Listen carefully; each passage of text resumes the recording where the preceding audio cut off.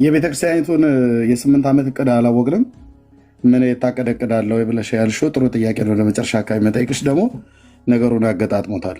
ወንድማችን ይሄ ዲቤት የፈለገበት በ2025 ምን ለማሰብ ነው እንግዲህ። አሁን እኮ ፓትርያርኩና መሪውና ተመሪው አልታወቀም እዛ ቤት። ሁሉም ተነስቶ እቅዱን የሚናገርበት ቤት ነው እና እቅዳቸውን ስሙ፣ የብፁዕነታቸውን ማለት ነው። 2000 በኢትዮጵያ 2025 ዛሬ 8 ዓመት በኢትዮጵያ 2025 ኢትዮጵያ 80% በላይ ህዝቧ አንድ ክርስቲያን ነው።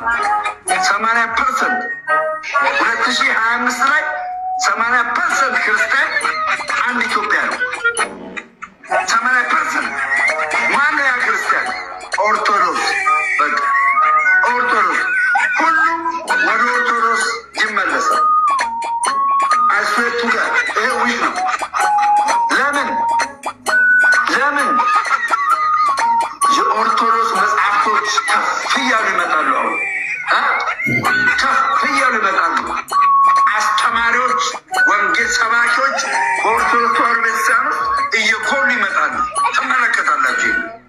ወንጌል አሰብክ የምትሉ ሰዎች ትመለከታለህ። አባቴ አሁን አንድን ኦርቶዶክሳዊ ድናል አልዳንክ ማለት እኮ ከባድ ነው።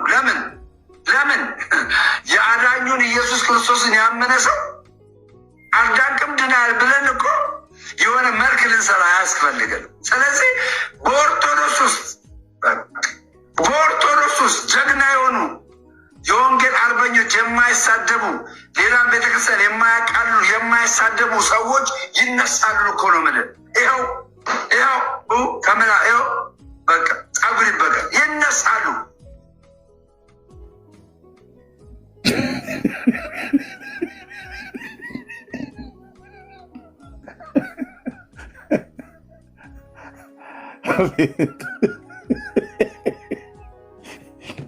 አቤቱ ጌታዬ፣ በእውነት ባሪያህን ጠብቀኝ፣ ከእንዲህ አይነት አወዳደቅ ጠብቀኝ። እኔ ከየትኛውም ውድቀት ጠብቀኝ። ግን ደግሞ የዚህኛው ደግሞ የባሰ ነው። ወይት የ8 ዓመቱን እቅድ ይፋ ያደረገው ሰው ምን ብለው ቢሉት ጥሩ ነው? እዚህ ጋር ስቴት አለ። ቆይ የት አለ? እኛ መሰረብ አለብን። ቤተክርስቲያን መሰረብ አለባት ወይ? ያንተ ቱቦ እንዲሞላ፣ ያንተ ሆድ፣ ያንተ ከርስ እንዲሞላ እግዚኦ ቤተክርስቲያን መሰረብ አለባት። ንገረኝ እስኪ ንገረኝ። ዝም አሰኘው ነበረ፣ አፉን አዘጋው ነበረ። እንዴት አድርገህ ነው አፉን የምታዘጋው? እንዴት አድርገህ ነው አንተ አፉን የምታዘጋው? ንገረኝ እስኪ። እንዴት አድርገህ ነው ቀለም የሚባለውን አፉን የምታዘጋው? የዲቤት ህግና ስርዓት አለ። ሰው ቤት ነው መዝገባው አይደለም እንዴ? ሰው ቤት ገብተህ ሰዓትን ይዘህ ነው የምትወያየው።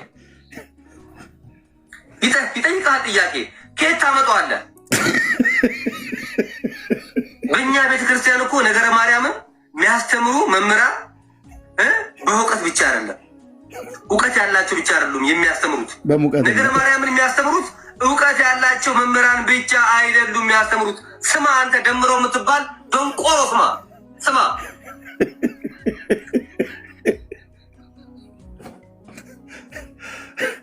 እነሱ ቤት ያሉ መምህራን ዜዶ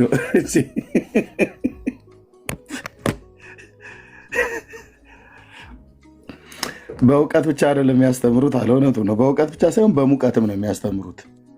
ሙቀቱ አንዳንዴም የደብረ ብርሃን አረቄ ሊሆን ይችላል፣ የደንበጫም አረቄ ሊሆን ይችላል፣ ባቢሾም ሊሆን ይችላል። ግን እዚህ ላይ ደርሰናል። እሺ አንዴ ዜዶ ልናገር ነው ብላ ያልከው ተናገርና ለሌሎችም እድል እንስጥ። ቴንኪው። ይሄኛው አላየሁትም እና በጣም ነው ያሳቀኝ። ማን ነበረ? ኬኩ ነው ኬኩ መሬት ላይ ታውቃላችሁ፣ ኦርቶዶክስ እና ቲክቶዶክስ ብለን እኔ ሶስተኛ እኮ ጨምሬያለሁ። ኦርቶዶክሳውያን ደግሞ አሉ እንደ ወንድማችን አይነት ኦርቶዶክስ ብያችኋለሁ እኔ እና ኤኒዌይስ ርዕሱ ላይ 1-2 ደቂቃ አውርቼ ልውጣ፣ ቻርጅ እንዳይዘጋብኝ ማለት ነው።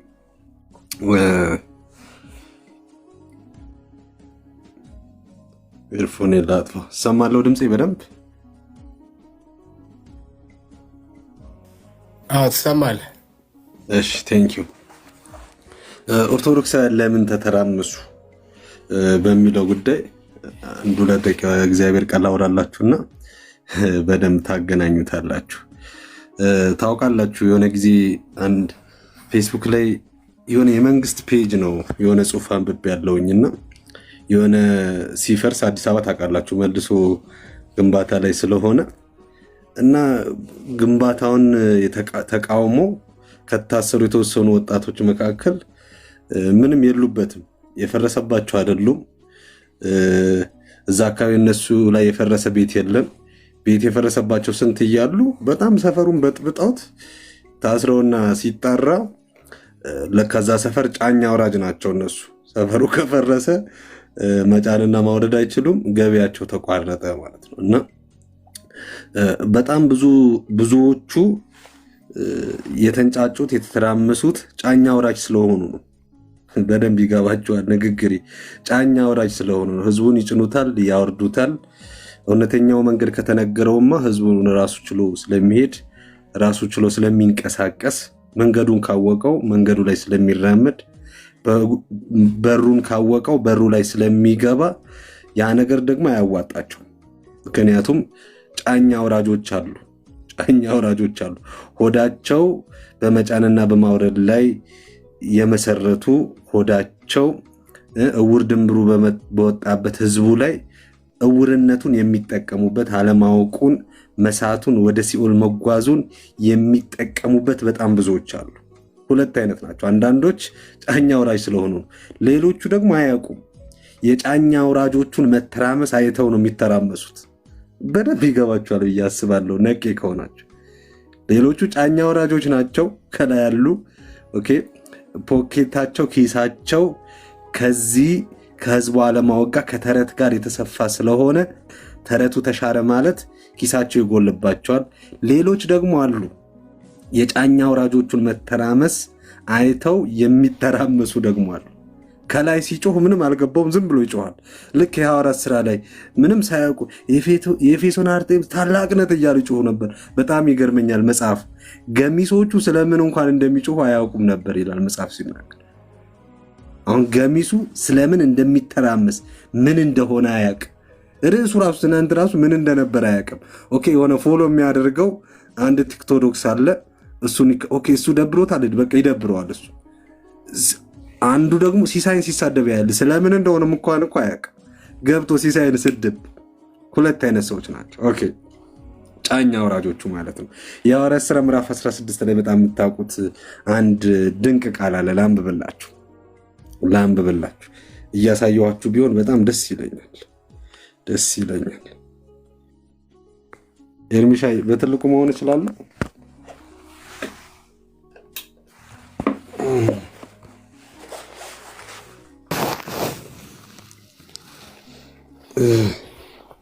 የሐዋርያት ሥራ ምዕራፍ 16 ላይ ከታች ያለውን አንብብላችሁ ጳውሎስና ሲላስን ያደረጓቸውን በደንብ አይታያችሁም? እሺ ወደ ገዢዎችም አቅርበው እነዚህ ሰዎች አይሁድ ሆነው ከተማችንን እጅግ ያናውጣሉ ብለው ወደ ወህኒ ጣሏቸው።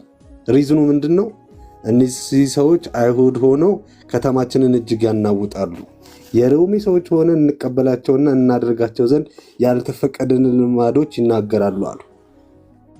በጣም ይገርም ነው ሪዝኑ ግን ይሄ አይደለም። አይገርማችሁ? ጳውሎስና ሲላስን ህዝቡም አውረው ተነሱባቸው። ገዢዎችም ልብሳቸውን ገፈው በበትርም የመቷቸው፣ በየገበያው ሲያሰቃዩቸው የነበሩበት ምክንያቱ ይሄ አይመስልም? አይደለም። ከላይ ላሳያችሁ። ምዕራፍ 16 ወደ ጸሎትም ስፍራ ስንሄድ የሟርተኝነት መንፈስ የነበረባት አንድ ለጌቶቿም እየጠነቆለች ብዙ ትርፍ ታመጣ የነበረች አንዲት ገረድ ነበረች። ገረድ ማለት የቤት ሰራተኛ ማለት ነው። እሺ ሌላ አይደለም። ወደ ጸሎትም ስፍራ ስንሄድ የሟርተኝነት መንፈስ የነበረባት ለጌቶቿም እየጠነቆለች ብዙ ትርፍ ታመጣ የነበረች አንዲት ገረድ ነበረች። ዋው የሚገርም ነው። የሟርተኝነት መንፈስ አለባት። ከዛስ ለጌቶቿ እየጠነቆለች የገቢ ምንጭ ናትች። ጫኛ አውራጅ አላት። ቅድም ያልኳችሁ ሆዳቸው የሚሞሉባት ሆዳቸው ለመሙላት ምክንያት የሆነች ሴት ናት አለች። እሺ እርሷም ጳውሎስንና እኛን እየተከተለች ሉቃስ እኮ እየዘገበ ነው። እርሷም ጳውሎስንና እኛን እየተከተለች የመዳን መንገድ የሚነግሯችሁ እነዚህ ሰዎች የልዑል አምላክ ባሪያዎች ናቸው ብላ ትጮህ ነበር። ዋው ንግግሯ ሲታይ በጣም ቅዱስ ይመስላል አይደለ? አሁን በየሚዲያው የምታዩት አንዳንዱ ፓስተር ነኝ የሚል አንዳንድ ቪዲዮዎች እየደረሱኝ ነው እና ቅድም ኮሜንት ላይ ጽፍ ያለው ባይዘዌ እረኛ የሌለው በግ ብቻ አይደለም ይቅበዘበዘው፣ በግ የሌለውም እረኛ ይቅበዘበዛል። ስራውን የፈታ ፎሎወር እንዳያጣ ኪሱ እንዳይጎልበት ስሙ ከፍ እንዲልለት ኢየሱስ የሌለበት ስም ወንጌል የሌለበት ስም ከፍ እንዲልለት እንደዚህ ቅዱስ ቃል ይመስላል የሚናገረው። ምን እያለች የመዳንን መንገድ የሚነግሯችሁ እነሱ ሰዎች የልዑል አምላክ ባሪያዎች ናቸው ብላ ትጮህ ነበረ። እሺ ይህንንም እጅግ ቀን አደረገች። እንግሊዝኛው በጣም ደጋግማ ብዙ ቀን ታደርገው ነበር ይላል። ስናያት በጣም መንፈሳዊ ይመስላል አይደል? ማን ኦፍ ጋድ እያለቻቸው አሁን ላይ ቢሆን ምናልባት የኳርን ሊደር ልናደርጋት የምንችል በዚህ ንግግሯ የተነሳ በስጋ አይናችንን ካየ ነው። ኢየሱስ ጌታ ነው። ጳውሎስ ግን ይላል ተቸገረና እንዲህ ያስቸግራል እንደ የእግዚአብሔር ሰው ማለት እንዲህ ደገፈችው እኮ የእግዚአብሔር ሰው እያለች ወንጌላዊ እያለች የእውነትን መንገድ የሚያሳዩ ብላ ስራውንም ተናግራ ጳውሎስ ግን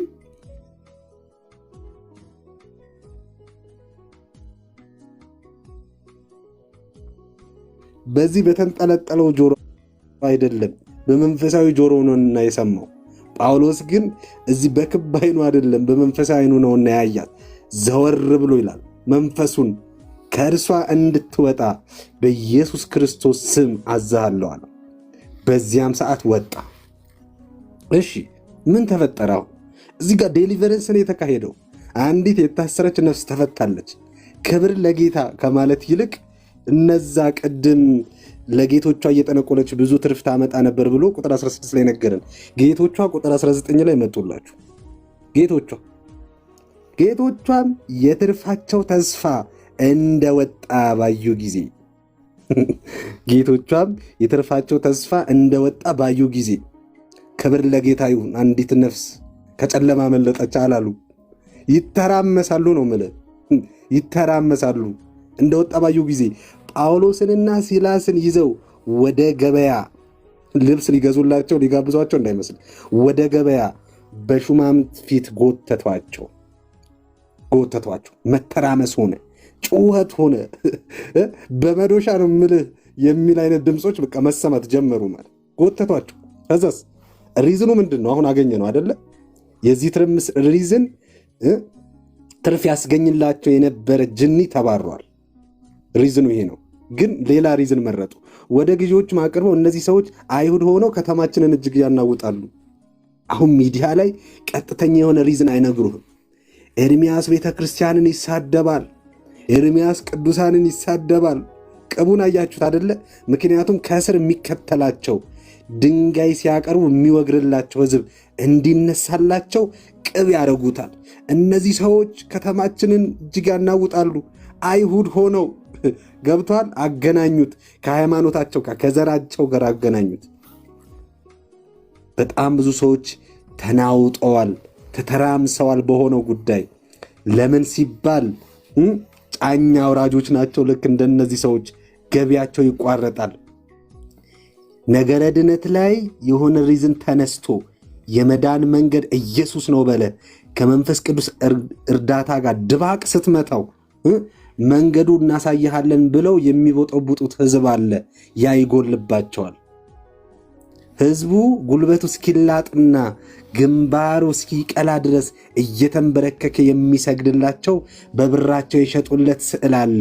በብራቸው የሸጡለት በእጃቸው የቀረጹት ግዑዛን ቤታቸውን ሞልተዋል። ክብር፣ አምልኮ፣ ስግደት የሚገባው ለኢየሱስ ብቻ ነው ብለህ ስትሞግት ይነሱብሃል ስዕል ሻጮች፣ ይነሱብሃል ቀራጮች፣ ይነሱብሃል ትውልዱን ወደ ተረት የሚመሩት እነዚህ ሰዎች። ምክንያቱም ገበያቸው ናቸዋ። ገበያቸው ነው እንዴ። ቅድም እኮ ዳጊ ብሏል እኮ ዓለም ክብ ናት ብሎ አምኖ ለዘላለም የኖረ ሰው ሞላላ ናት ብትለው ለመቀበል በጣም ይከብደዋል። ስለዚህ በጣም ብዙ ትርምሶች በዚያ ቤት በተለይ ከላይ ያሉት፣ ከስርማ ያለው ከላይ ያለውን ነው እያየ ነው የሚተራመሰው፣ ያተራምሰው። አሁን እዚህ ጋር ህዝቡን አብሮ ገበያ ላይ እየገፈፉ ህዝቡን ተነስቶ ወገራቸው። ምን እንደሆነ እኮ ሪዝኑ አያውቁም። ሪዝኑ የሚያውቁት ገዢዎቹ ናቸው። ገዢዎቹ ናቸው። ከስር ያለው ዝም ብሎ ነው የሚወግረ። አንዳንዱ ለምንም እንደወገረ አያውቅም። ከሞትክ በኋላ ሁላ ነው የሚያጣራው። ለምን ተተራመሱ? ሆዳቸው እንዳይጎድል። ለምን ተተራመሱ? ስልጣናቸውን እንዳያጡ። ለምን ተተራመሱ? ብር እንዳያጡ። ለምን ተተራመሱ? ለዘላለም እውነት ነው እያሉ የጋቱትን ውሸት ህዝቡ አውቆ እንዳይነሳባቸው፣ መንገድ ነው ብለው ያሳዩትን የሞት መንገድ አውቆ የእውነትን መንገድ ሲገባው እንዳይገለብጥባቸው ፈርተው ተተራምሰዋል። ስለዚህ እኛስ ይህንን ብዬ ልጨርስ። እኛስ እንቀጥላለን ይህንን እውነት መግለጣችን። ኤርሚሻ በጣም በሚገርም ሁኔታ እግዚአብሔር መንፈስ ከአንተ ጋር ነው፣ ሞገሱ ከአንተ ጋር ነው። አንተም ቀጥል፣ ትጋትህን ቀጥል። ማለት በጣም በተለይ እቺ 2 ወር ምናምን ነገር እንግዲህ ብዙዎቻቸው አስተውላችኋል ብዬ አስባለሁና በኤርሚ በኩል የተነሳው አቧራ እየጨሰ ያለው ጉዳይ እኔ በደንብ ቅርብ እንዳለ ሰው በደንብ አስተዋላለሁ። እኛም እንቀጥላለን ይህንን ተረት ማጋለጣችን። እስከ መቼ? ህዝቡ እስከ ጥግ ድረስ እውነት እስኪገባው እየተደበደብን። ይህንን ስነግራችሁ የሆነ ጉራ ምናምን ነገር አይደለም ምነግራችሁ። እየተደበደብን ይህንን እውነት እንገልጣለን። እያባረሩን ይህንን እውነት እንገልጣለን። እየጠሉንም ቢሆን ወደ ገነት ቢገቡ ይሻለናል እየወደዱን ወደ ሲኦል ከሚገቡብን። ክብራችንን፣ ፎሎዋራችንን፣ ኪሳችንን ለመሙላት ብለን ከዚህ ወንጌል አንዳች አንሸቅጥም። እየመረራት ለእናቴ ይህንን እውነት እነግራታለሁ። እየመረረው ለወንድሜ ይህንን እውነት እነግረዋለሁ። እየመረራት እህቴ፣ ጎረቤቴ ይህንን እውነት እነግራታለሁ። ጎረቤቶቼ ቡና ባይጠሩኝ ነው፣ ጎረቤቶቼ ሰላም ባይሉኝ ነው። ይሄ ነው ባይዞ ጎረቤቶቼ ጥምድ አድርገው ይዘውኛል።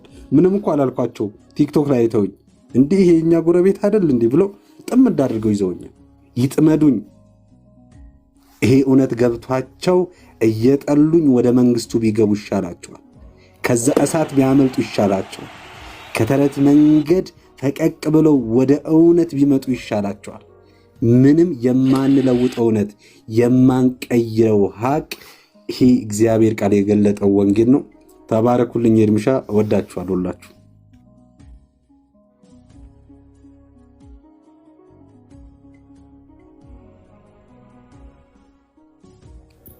እሺ ተባረክ። ሄዳችን ጌታ ብስቶ ይባርክ።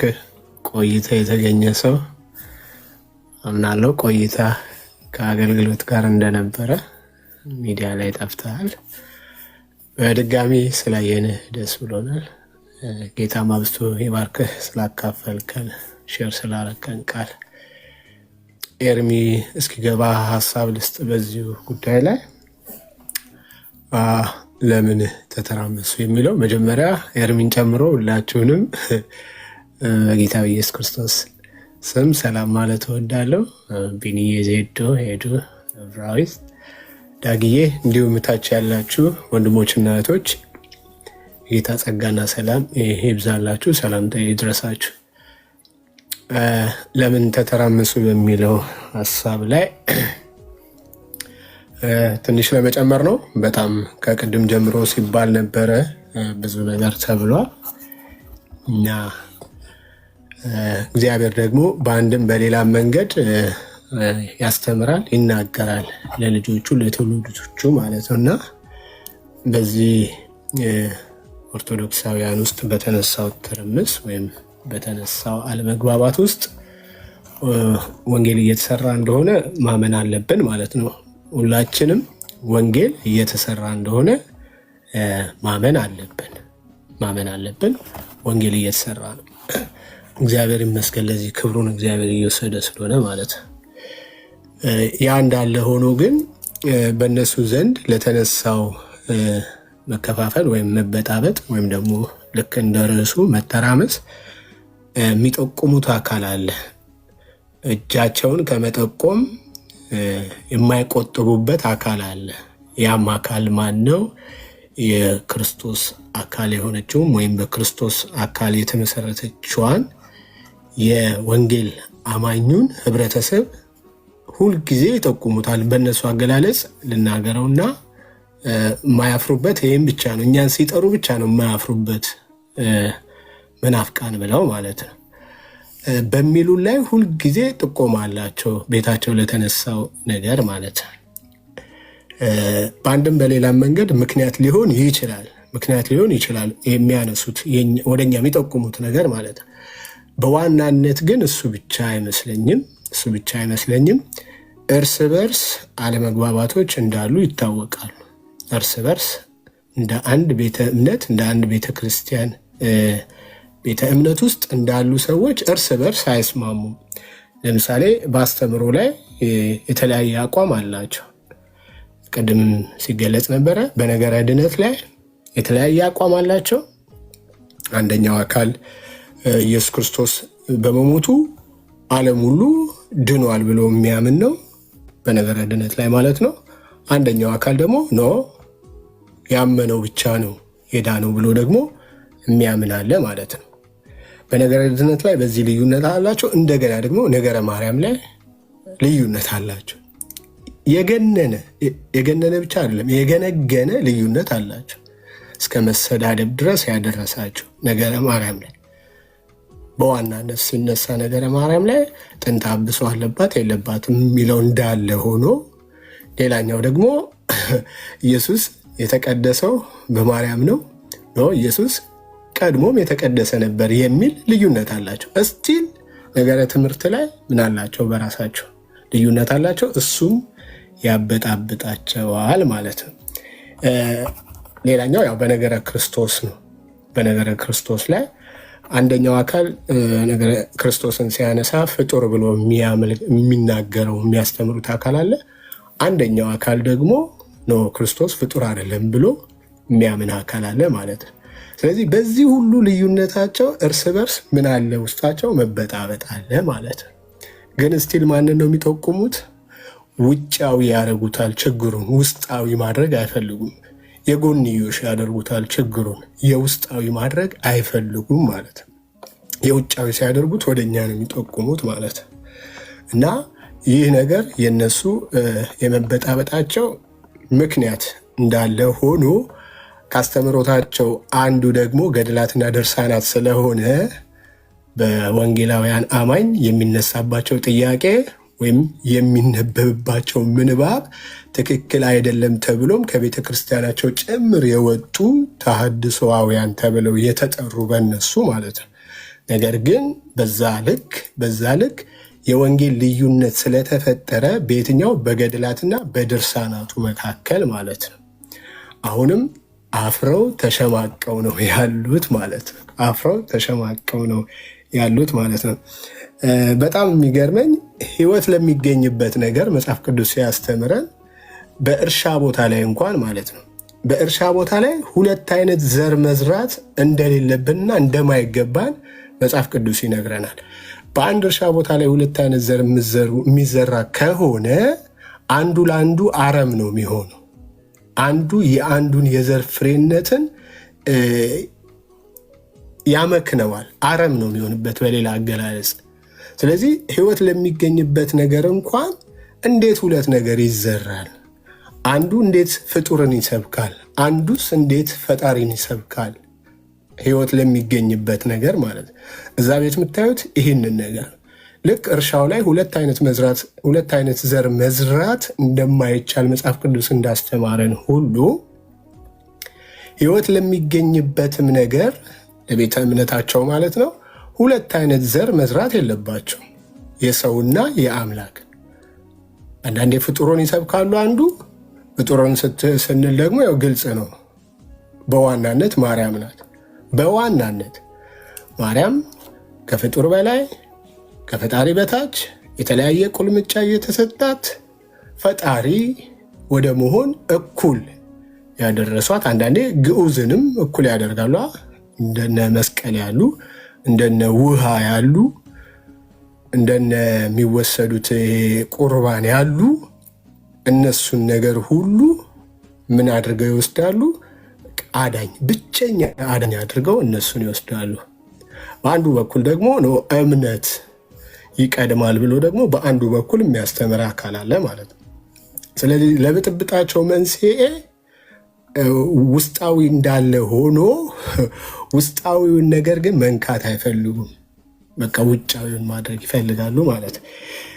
ይህን በዚህ ላይ ልጨርስና ሰሞንኛው ይኸው እኔ ከትላንት ጀምሮ ያለውን መነሻውም ከኔ ቤት ስለነበረ ከዚህ ጋር ተያይዞ የተሳሳተ ኢንፎርሜሽን ያላቸው ወይም ሚስ አንደርስታንድ ያደረጉ አካላት እንዳሉ አስባለሁ። በኦርቶዶክሳውያንም በፕሮቴስታንታውያንም ዘንድ ማለት ነው።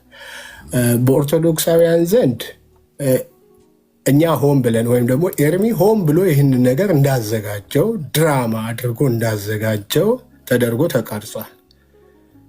የቤተክርስቲያንን ለማጥላላት ወይ ቤተክርስቲያንን ለማስመታት ወይ ቤተክርስቲያንን ምስጢሯን ለማጋለጥ የተደረገ ድራማ ተደርጎ ተወስዷል፣ በአንዳንዶች ማለት ነው።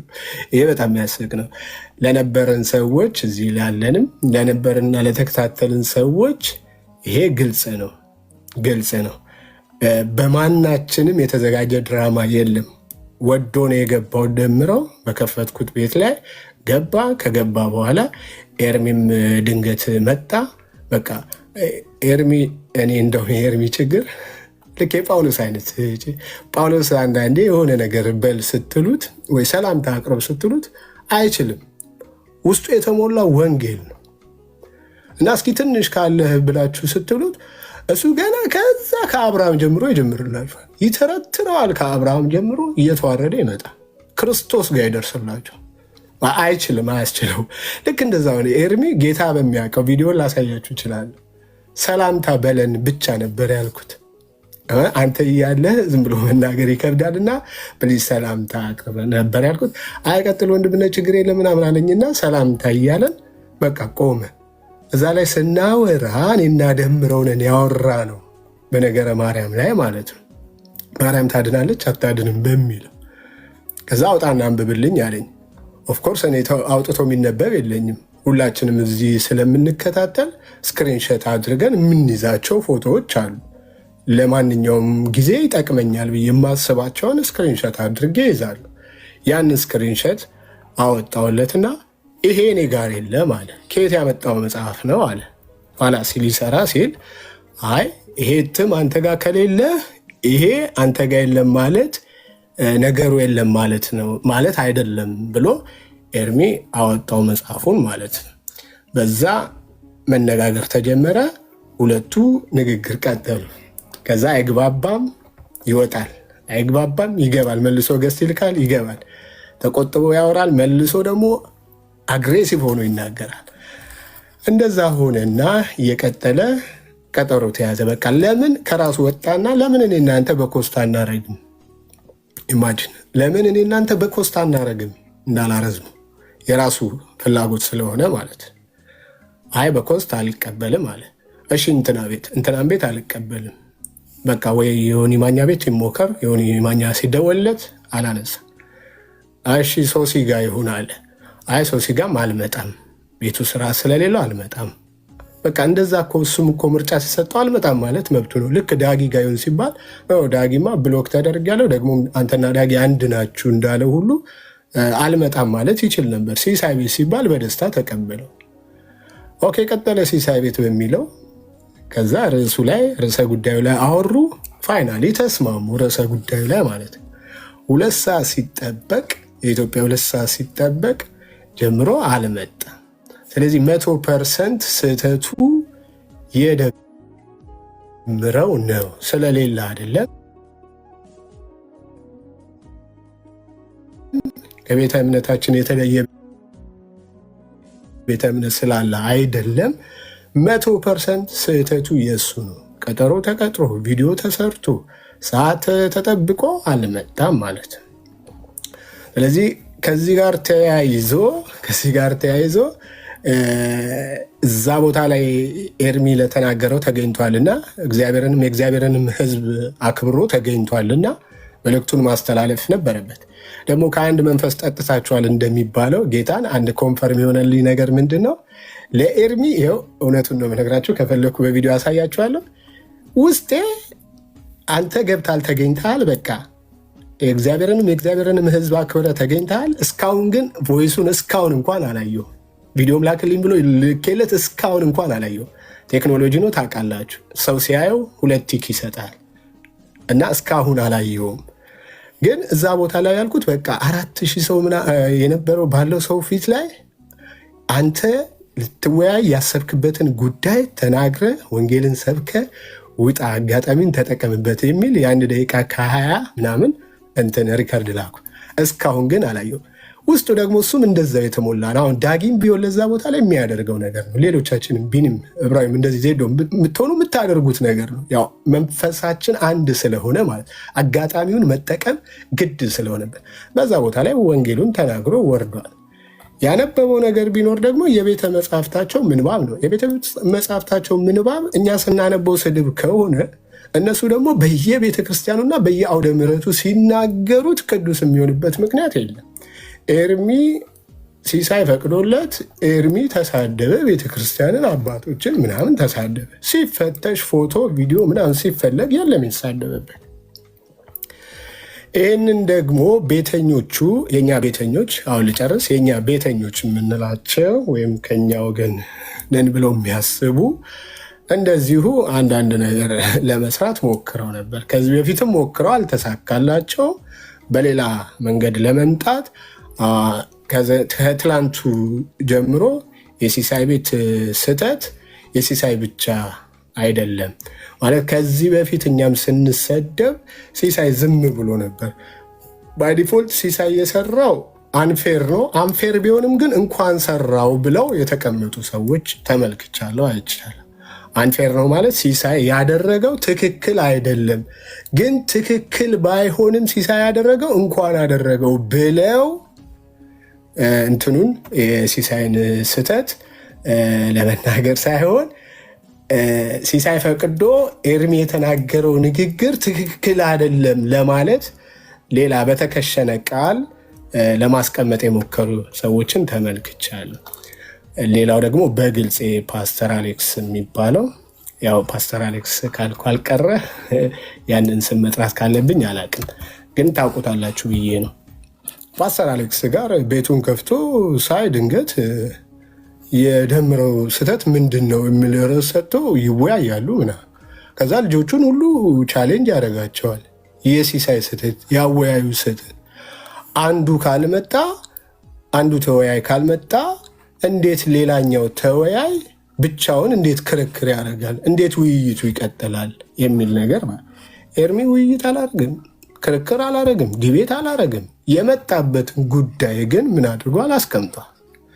ይሄ ደግሞ ግዴታውን ነበረ እና ልጁ ሳያውቀው የገባው ህግ ነበረ እና አስሚት የሚባል አንድ ወንድም አለ፣ ካወቃችሁት ስለ ህጉ ነገረው። ስለ ዲቤት ህግ መጀመሪያ የዲቤትን ህግ ማወቅ አወያዩ 3 ነገሮችን ማወቅ አለበት። ከ3 ነገሮቹ አንዱ ምንድን ነው? አንደኛው ተወያይ ካልመጣ ውይይቱን ማቋረጥ ያወያዩ። ሁለተኛው ተለዋጭ ቀጠሮ መስጠት። ሶስተኛው አንዱ ተወያይ አክብሮ ስለመጣ የመጣበትን ሀሳብ መናገርን መፍቀድ ይላል። ይሄንን አንብቦ አልመጣም አሌክስ የሚባለው ማለት ጎግል አርጉት ብሎ እዛው ሲጨናነቅ ይታይ ነበረ። ጎግል አርጉት፣ ይኸው እንደዚህ አንብቡት ይላል። ይኸው ተነበበልህ እኮ። ሲሳይም ገብቶ ነበር። ንገረኝሽ የኔ ችግር ምንድን ነው? በውይይት ህግ የኔ ችግር ምንድን ነው? እንደ አወያይነቴ ያጠፋሁትን ርዕሰ ጉዳዩን አንስታችሁ አትናገሩ ብያለሁ፣ እኔም ሰምቻለሁ ብሏል። ኤርሚም ከዛ ያለፈው ነገር የለም። ነገር ግን ወንጌል እውነት ነው። ወንጌል መገለጥ አለበት። 4000 ሰው ተቀምጦ የተወሰኑ ሰዎች ወደ ጌታ ቤት እንዲጨመሩ እንዲመጡ ወንጌል መገለጥ ነበረበት። ስህተቱ ውሸቱ ደግሞ መጋለጥ ነበረበት። በዛ መንገድ ተደርጓል። እንዳልኳችሁ ምንባቡ እኛ ስናነበው ኤርሚ ሲያነበው ስድብ መምህር የተባሉት ወይም ቄስ የተባሉት ሲያነቡት ደግሞ ቅዱስ የሚሆንበት ነገር የለም። ምንባብ ብቻ ነው ተነቧል። ከዚህ ምንባብ ያለው ክፋት ደግሞ ተብራርቶ ተነግሯል። አለቀ። በዚህ ጉዳይ ላይ ግን ለቤተ እምነታችሁ ውስጥ ለተፈጠረው ትርምስ አሁንም ውስጥን ማየት እነዚህን ምንባቦች እነዚህ አንወያይባችሁም ያላቸውን መጽሐፍቶችን መመርመር ብቻ አይደለም ማስወገድ ይጠበቅባችኋል እንጂ እሱን ካላረጋችሁ ምኑ ይቀጥላል? ትርምሱ ይቀጥላል ማለት ነው። እናንተም መጠቆሙን ቀጥሉ። እኛም ደግሞ ጌታ በረዳን ወንድሞች እህቶች፣ ጌታ በረዳቸው ልክ እነሱም ምን ይላሉ? ይቀጥላሉ። እንቀጥላለን ማለት ነው። እኛም ማጋለጡን አናቆምም፣ ምንባቡ ማንበብ አናቆምም። እስካልተቃጠለ ድረስ እስካልተወገደ ድረስ እስከተጠቀማችሁበት ድረስ ለትውልዱ ደግሞ የማጋለጥ ግዴታ ስላለብን ይሄም እንደ ስራ ብቻ አይደለም የምናየው እንደ ግዴታም ስለምናየው ወደፊትም የሚቀጥል ነገር ነው። እንዳትገረሙ። በተለይ መልክ መስራት የፈለጋችሁ ቤተኞች በዚህ አጋጣሚ ያገኘን ብላችሁ የሆነ ክፍተት የሆነ ነገር ለመፍጠር በዚህ በፕሮቴስታንቱ እምነት ላይ ልዩነት ለመፍጠር የምትንቀሳቀሱ ያላችሁ አይሳካላችሁም። ሰብሰብ በሉ። ካረዘምኩት ይቅርታ።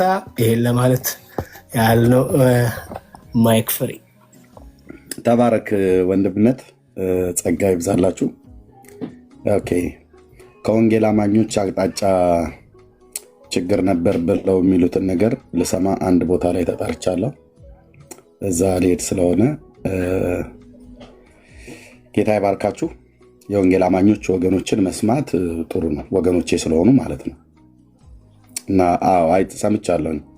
አስቼ ጋር እዛ እንገናኝ የወንጌል አማኝ ነኝ ብሎ የሚል በትናንትናው ላይ የኤርሚያስ ጥፋት አለ ብሎ የሚል የራሴን ወገን እሰማለሁ። ሰምቼ መመልሰውን እመልሳለሁ። እነማ ምን ይሰጣሉ አብረን የምንሰማው ይሆናል። ጸጋ ይብዛላችሁ። እዛ እንገናኝ። ተባረኩ ወገኖች። ያልከው ወንድምነት አጨበጨቡለት። ሪአክሽኑ ምን እንደነበረ ተመልከቱ። ነገር ግን በተቃወሙትና በተሳደቡ ጊዜ ውጤቱ ምን ነበረ? ስድብ። ውጤቱ ምን ነበረ? ተቃውሞ። ከዚያስ አንድ ነገር ነገራቸው። እኔ ከደሙ ንጹህ ነኝ አላቸው። በቃ ኤርሚያስ ከደሙ ንጹህ ነው። የተቀበለውን ወንጌል ተናግሯል። መቃወም፣ መሳደብ መብታችሁ ነው። ግን ይሄን ስላረጋችሁ ቅር አይለንም። ለምን ከተባለ በቃ የመድኃኒቱ ባህሪ ነው። እንደዚሁ ነው የሚያደርገው። ወንጌል ሲሰበክ ሁል ጊዜ ይሄን የሚመጣው ወንጌል ሲሰበክ የሐዋርያት ሥራን መጽሐፍ ስታጠኑ በተደጋጋሚ የምታገኙት ነገር ይሄ ነው። በተደጋጋሚ የምታገኙት ነገር ይሄ ነው። ጳውሎስ ፊልጵስዩስ ከተማም ገብቶ በሰበከ ጊዜ የተከሰተው ነገር ይሄ ነው። እዚህ ኤፌሶን ከተማም ገብቶ የሰበከ ጊዜ የመጣው ነገር ይሄ ነው። ሐዋርያት ሥራ ምዕራፍ 17ን ስታጠኑ የምታገኙት በዚያ የነበሩ በጥንቆላ በምናምን ጥቅም የነበራቸው ሰዎች፣ አማልክት በመሸጥ ያተርፉ የነበሩ ሰዎች፣ ልክ እንደ ህንዶች ማለት ነው። የአማልክቶቻቸውን ገበያ የሚዘጋው ወንጌል ሲሰበክ ለጳውሎስ አላጨበጨቡለትም። ዘራፍ ነው ያሉት። ስለዚህ እኛ በሐዋርያዊ ቅብብሎች ስለምናምን ለምን ትርምስ ተፈጠረ ላልከን ሁለት መልስ ሰጥተናል። በቅዱስ ቃሉ መሰረት፣ አንድ ውሸት ጨለማ ስለተገለጠ፣ ሁለት እውነት ወይም ወንጌል ስለተሰበከ ነው። ክብር ለጌታ ይሁን።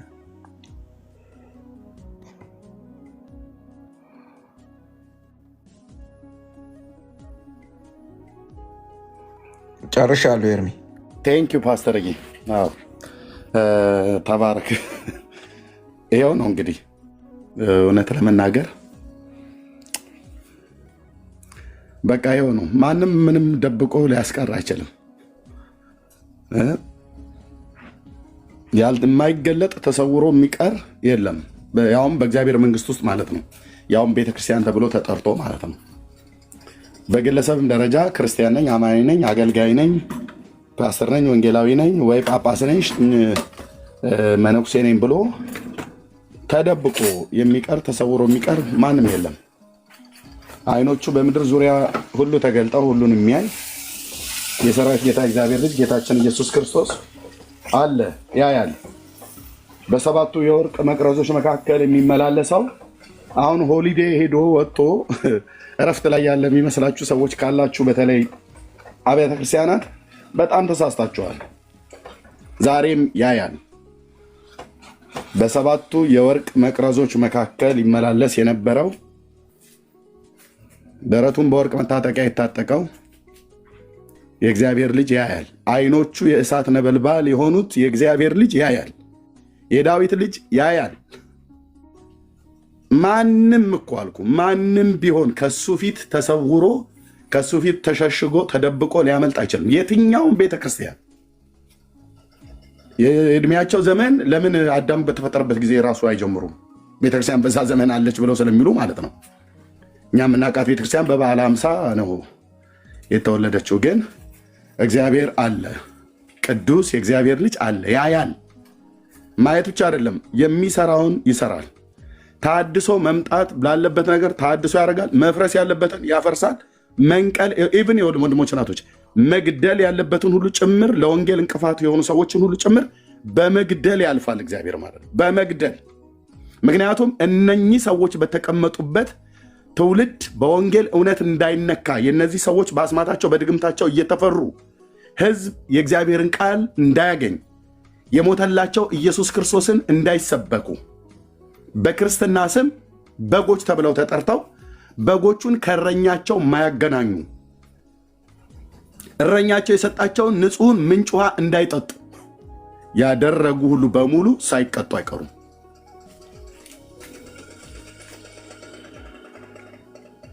ትውልድም መዳኑ አይቀርም። ስለዚህ ይህንን የወንጌል እውነት እንሰብካለን። ጸጋ ይብዛላችሁ። ወጌ በጣም ይቅርታ ቀጥይ። አሁን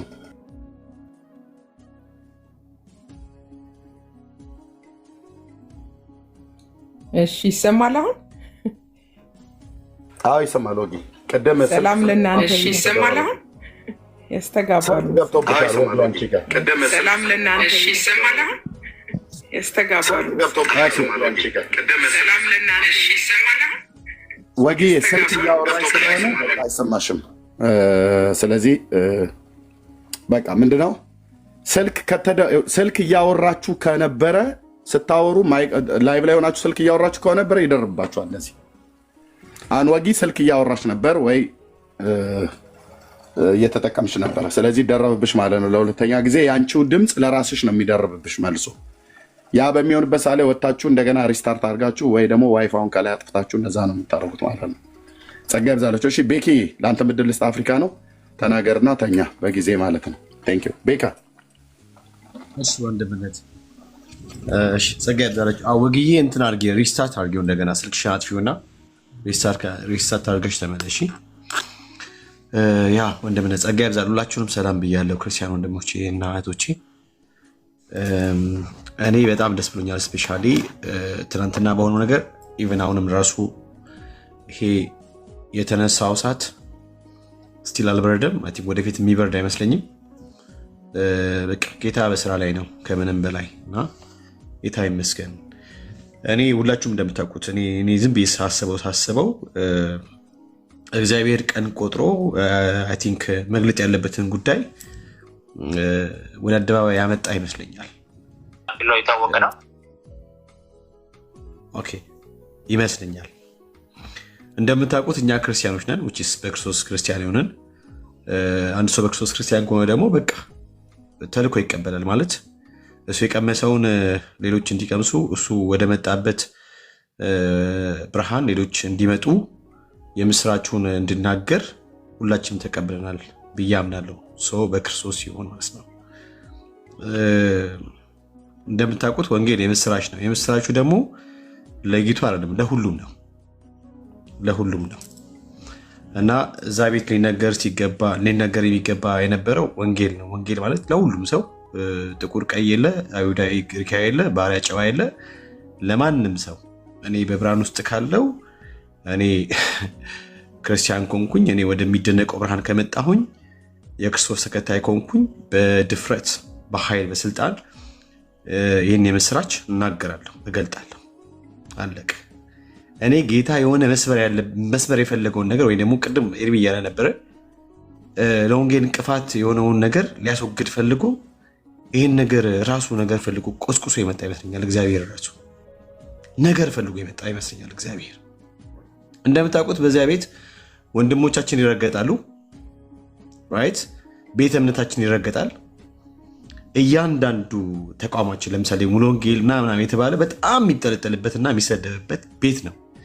በዚህን ያክል ወንድሞቻችን እህቶቻችን ሲጠለጠሉ ሲሰደቡ፣ ወንጌል አማኞች ሲሰደብ ሲጠለጠል በጣም ብዙ ነገር ሲሆን አንድም ቀን እኛ ወንጌል አማኞች መተን ተናግረን አውርተን አናውቅም። አይደለም ይጨፍጨፍ ይገደል ምናምን ነገር ብለን አናውቅም። ለምን ሲባል እኛ ክርስቲያኖች እናለቅ። ግን በዚህ በትላንትና ምናምን ነገር የሆነው ነገር በደንብ አድርጎ የኦርቶዶክሳውያን ትክክለኛውን ባህሪያቸውን አሳየ። እንደ ደግሞ ወንጌል እንዲሰበክ ከተፈቀደ ምን አይነት ዋጋ ሊያስከፍል የሚችል እንደሆነም እግዚአብሔር አስተማረ ብዬ ነው የማምነው። ምን ተነገረ እዛ ቤት? ወንጌል የተነገረው በማ በኩል? በኤርሚ በኩል። ከአሁን በፊት ወንጌል ነገር ነበር አይደለም። ኦርቶዶክሳውያን ቁጭ ብሎ ፕሮቴስታንት ቤተ እምነትን ያጠለሹ ነበር፣ ይሳደቡ ነበር፣ እንደፈለጉ አድርጎ ያላግጡ ነበር። እግዚአብሔር መስበር ያለበትን ነገር እንቅፋት ሊሆን የተገባውን ነገር አንስተዋል ብዬ እኔ አምናለሁ። እና እኛ ወንጌል አማኞች ልክ ሐዋርያው ጳውሎስ ልጁ ጢሞቴዎስን እንዳለ እንደ ኢየሱስ ክርስቶስ በጎ ወታደር ሁን፣ አብረኝ መከራ ተቀበል እንዳለ። በቃ ወንጌል መከራ እንድትቀበል የሚያደርግ ነው። ኮምፕሮማይዝ አታደርግም። በቃ ትሰብካለህ በኃይል በስልጣን ምንም ያለ ምንም ፍርሃት። አንገትህን ለሰይፍ አኖረህ ልክ አባቶች እንደወረስከው ከአባቶች እንደተማርከው ለማንም ሳታደራ በደንብ አድርገህ ወንጌልን በመስበክ ሌሎች ወደ እግዚአብሔር መንግስት እንዲጨምሩ ታደርጋለህ እንጂ እንቅፋት በመሆን አታገለግልም ማለት ነው። አታገለግልም ማለት ነው። በኦርቶዶክሳውያን ዘንድ መወደድ ከተፈለገ ቀላል ነው። ምንም እንትን አያስፈልግም፣ ካልኩሌሽን ምንም አያስፈልግም። ፊዚክስ አይደለም ወይም ደግሞ የኬሚስትሪ ምናምን ነገር ምርምር አይደለም። በኦርቶዶክሳውያን መወደድ ከፈለግ ቁጭ ብለህ ወንጌል አማኞችን አሰድ። በኦርቶዶክሳውያን እንዲጨበጨበል ወይኔ እንትናዬ ተብለህ ያቆለባበሱ ከፍ አድርጎ ምናምን ነገር ስልህን እንደማንደራ ሰቅሎ እንዲያሳዩ ከፈለግ ማድረግ ያለብህ ምንድን ነው? ኦኬ ወንጌል አማኞችን ማሰደብ፣ ኦኬ ወንድሞችን ማሰደብ፣ እህቶችን ማሰደብ ቤት እየከፈት ከዛ ደግሞ በጣም የሚገርም የወንጌል እሳት ነዶ ሲያበቃ አይ ነገሩ እኮ ልክ አይደለም እንዴ እዚህ ጋር እኮ ኦርቶዶክሶች እኮ ልክ ነበሩ ብሎ ለነሱ ሳይል ይዞ ማውራት። ኦኬ ከዛ በቃ በኦርቶዶክስ ትወደዳለህ። ያላንተ እንዳንተ ምንድነው ሚዛናዊ፣ እንዳንተ ጥሩ፣ እንዳንተ ሀሳቢ፣ እንዳንተ ጴንጤ መልክ ምናምን ነገር በቃ የለም። ወይን ዩ ላይክ ኮምፕሮማይዝ ስታደርግ ምን የወንጌሉን እውነት ኮምፕሮማይዝ ስታደርግ ኦርቶዶክሶች በእጃቸው ሳይሆን በአናታቸው ተተክሎ በእግራቸው ላይ ያጨበጨቡ ነው የሚያመሰግኑ። የሚያመሰግኑ። ስለዚህ እግዚአብሔር አምላክ ለወንጌል እንቅፋት ይኮንበት የነበረውን ቤት አይ ቲንክ የሆነ ሊከለክል የፈለገው ነገር አለ ብዬ አስባለሁ። ነገር ፈልጎ የመጣው እግዚአብሔር ነው እና ጌታ ይመስገን ወንድሞቼ እህቶቼ። ሌላው ነገር ደግሞ ይሳደብ ነበረ። ቤተክርስቲያናችንን አሰደብ። ቤተክርስቲያናችንን ብሎ ካለ ሰውየውን ይቀላቅላል ማለት ነው። ግልጽ ነው። ሰው አሰደብክ ይላል። ብዙ ጊዜ ሰደበ ምናምን የሚሉት ነገር ሰዎች ማይንድ ውስጥ ልባቸው ውስጥ እንዲቀመጥ ይፈልጋሉ። ለምን ሲባል ጆሮቸውን እንዲዘጉ፣ ልባቸው እንዲያጨልሙ፣ እንዳይሰሙ ለማድረግ ይጠቅማል። አብዛኛውን ጊዜ ይህንን እንትን ምንድነው ፕሮፓጋንዳ በደንብ አድርጎ ነው የሚነዙት። በእውነት ኤርሚነት ተሳድበው ነው እንዲህ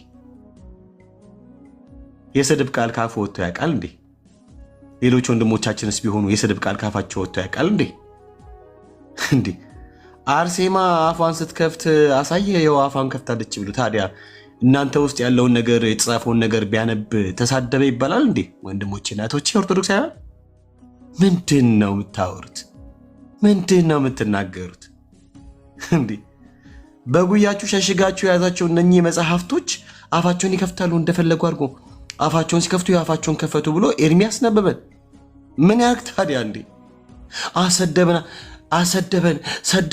አሰደበን። ይኸው ጉያዎቻችሁ የሸሸጋችሁ እነዚህ መጽሐፍቶቻችሁ አፋቸው በጣም ከባድ ነው። በጣም ከባድ ነው። ተሳዳቢ ናቸው ብቻ አይገልጽም፣ በጣም ከባድ ናቸው።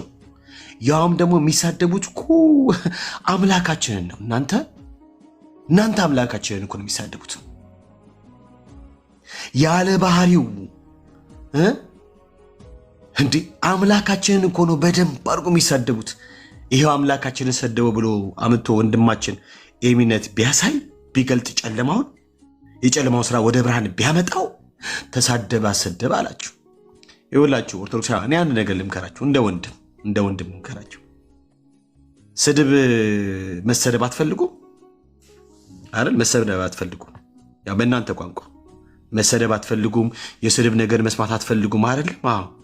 አንድ ነገር ነው ማድረግ ያለባችሁ። ኦኬ፣ መዳን የሚገኝበትን በእግዚአብሔር መንፈስ ኢንስፓየር ወደ ሆነው ወደ እግዚአብሔር ቃል ዞር በሉ። ወደ እግዚአብሔር ቃል ኦኬ። ከዛ ደግሞ እነኚህን ገድላት፣ ድርሳናት፣ ታምራት ምናምን የምትሏቸው በጠቅላላ ሰብስባቸው አቃጥሏቸው፣ አስወግዷቸው።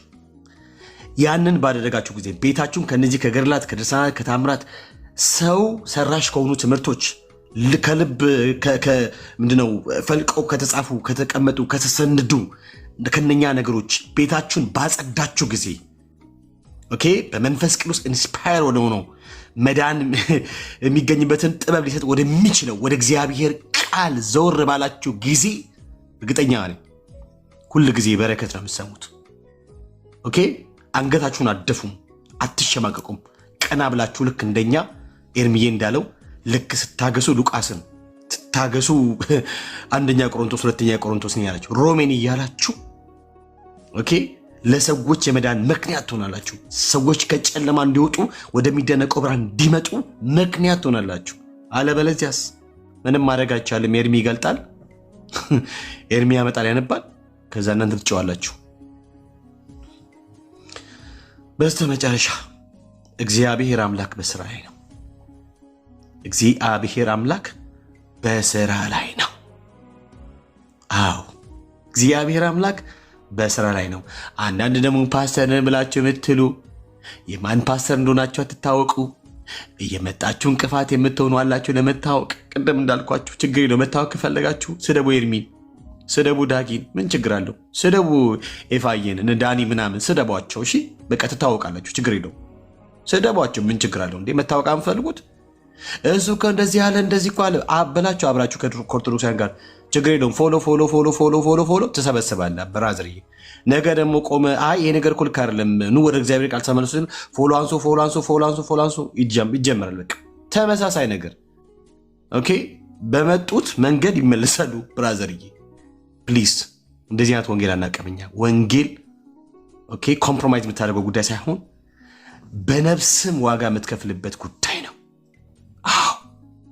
በነፍስ እና እናንተ እንቅፋት የምትሆኑ ወንድሞች ከራባችሁም ነገሩ ምን ችግር? እኛ ወንድሞች በመዘርጋት አንታማም። ኦኬ መታገዝ ከፈለጋችሁ እውነቴን ነው የምላችሁ።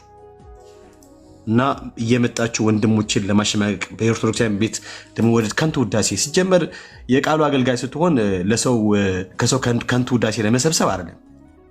ፕላስ ደግሞ ለሰዎች ደስታ አይደለም። ለጠራህ አምላክ ለእግዚአብሔር ለእርሱ ለጠሪው ለባለቤቱ ደስታ እንጂ የምሰራው አለቅ። እና ወንድሞች እህቶች፣ በተለይ ሳታውቁ የሚሆን በማወቅ በተለይ በማወቅ የምትምጥሩ እናንተ ኤልማሶች ናችሁ። ግን ባለማወቅ የምታበሉ ግን ፕሊዝ በተቻለ መጠን ለማስተዋል ሞክሩ። መጠራታችሁን አስተውሉ። ማን እንደጠራችሁ በትክክል በማስተዋል ነገሮቻችሁን ለማየት ሞክሩ። ወዳችኋለሁ። ከዛ ባሻገር ሁልጊዜ ስለ ኤርሚ ጸልዩ። ስለ ወንድሞች ስለሚያገለግሉ ወንድሞች ጸልዩ። ኤርሚነት እንወድሃለን። እግዚአብሔር አምላክ የተመሰገነውን አንተን የሰጠን እግዚአብሔር አምላክ ይባረክ። ልጆችህን ባለቤትህን እግዚአብሔር አምላክ አብዝቶ ይባርክ። በ30 በ60 በ100 እጥፍ እግዚአብሔር አምላክ በምድራዊም በሰማያዊ በረከት ሁል ጊዜ አብዝቶ ይባርክ። በጣም ነው የምንወድ። አሜን። ቴንኪ ወንድምነት ቤካዬ፣ እኔም እወዳችኋለሁ። ተባረኩ። ክብሩ ሁሉ ለጌታ ይሁን። ክብር ሁሉ ለእግዚአብሔር ይሁን። ወንድሞች እና እህቶች፣ እኛ ጋር ክሬዲቱን የምንሰጠው ለእግዚአብሔር ነው። በቤኪ ይሰራል፣ በቢኒ ይሰራል፣ በብራይት፣ በገይደን፣ በኤልሳቤጥ፣ በዜዶ፣ በዳግሻ፣ በእኔ፣ በወንዶች በሴቶች ልጆቹ ጌታ ይሰራል። ክብሩ እኛ ቤት ለበጉ ብቻ ነው። አዎ ልብ በሉ። ያ የህዝብ ጎርፍ፣ ያ የነጣ ትልቅ በእኔ አይን እይታ ላየው የማልችለው የስንዴ አዝመራ ውሃ ነው ሲጎርፍ የማያውቀው። ህዝብ ግን ሲጎርፍ አይቻላቅም። እኔ የገጠር ልጅ ነኝ። በትልልቅ ወንዞች፣ ጅረቶች ባሉበት አካባቢ ነው ያደግኩት። ብዙ መልካዎች አሉ ወንዞች። ውሃ እንጂ ሲጎርፍ የማየው ሰው እንደዛ አላዩ። ግን ሰው ማለት ነው። እኔ እሱ ከሆነ በኋላ ጌታ ካሰነበተኝ ለልጆቼም ለእኔም ያሰንብተኝ፣ ካልሆነ ወደ አባዬ ብሄር ነው ደስ የሚለኝ። ያን የህዝብ ጎርፍ፣ የህዝብ ማዕበል ማለት ነው አሳይቶኛል ጌታ። እሷ እንዳትረሷት። ኤርሚያስ በጣም ሰለቸን፣ በጣም ነገሩን አደጋግመው ብለን እንዳትለኝ፣ ደጋግመዋለሁ።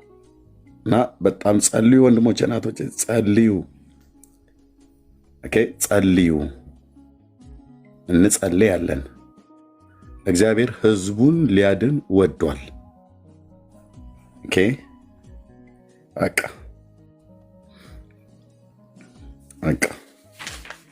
አሁን በእያንዳንዱ ቤት የቤት ስራ ሆኖ ገብቷል። በገርላት ጉዳይ ላይ፣ የዘላለም ህይወት ጉዳይ ላይ፣ በቤተክርስቲያን ጉዳይ ላይ ሁሉም አሁን ሀሳብ እየሰጠ ያለበት ነው። ጳጳሳቱ ብቻ ነበሩ አይደል ድሮ ስለ ቤተክርስቲያን የሚሰበሰቡት?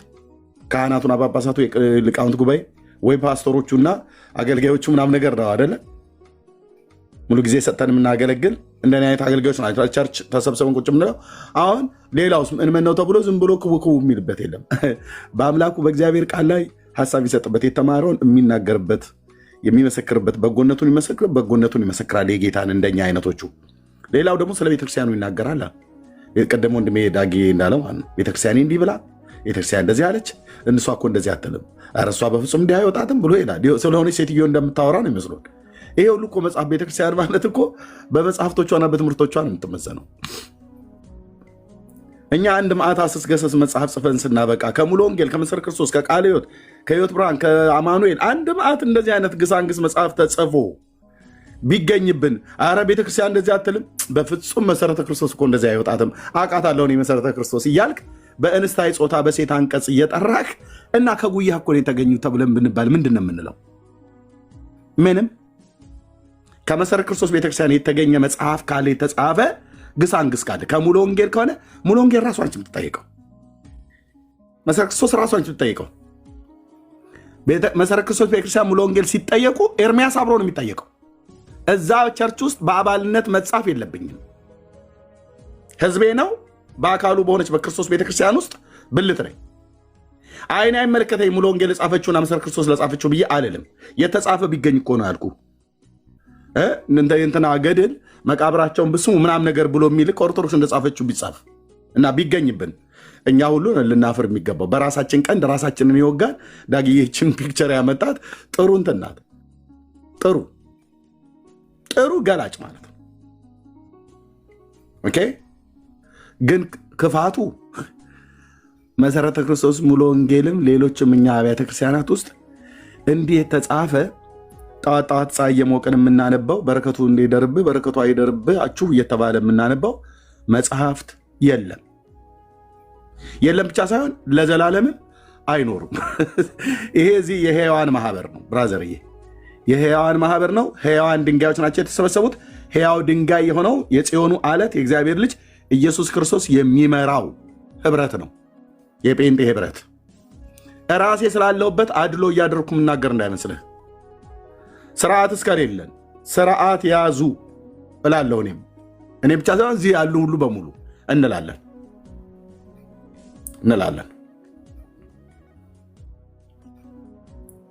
እና ቤተክርስቲያን እንደዚህ አይደለም ብለን ይሄ ሁሉ መጽሐፍ ታዲያ በማን የተጻፈው?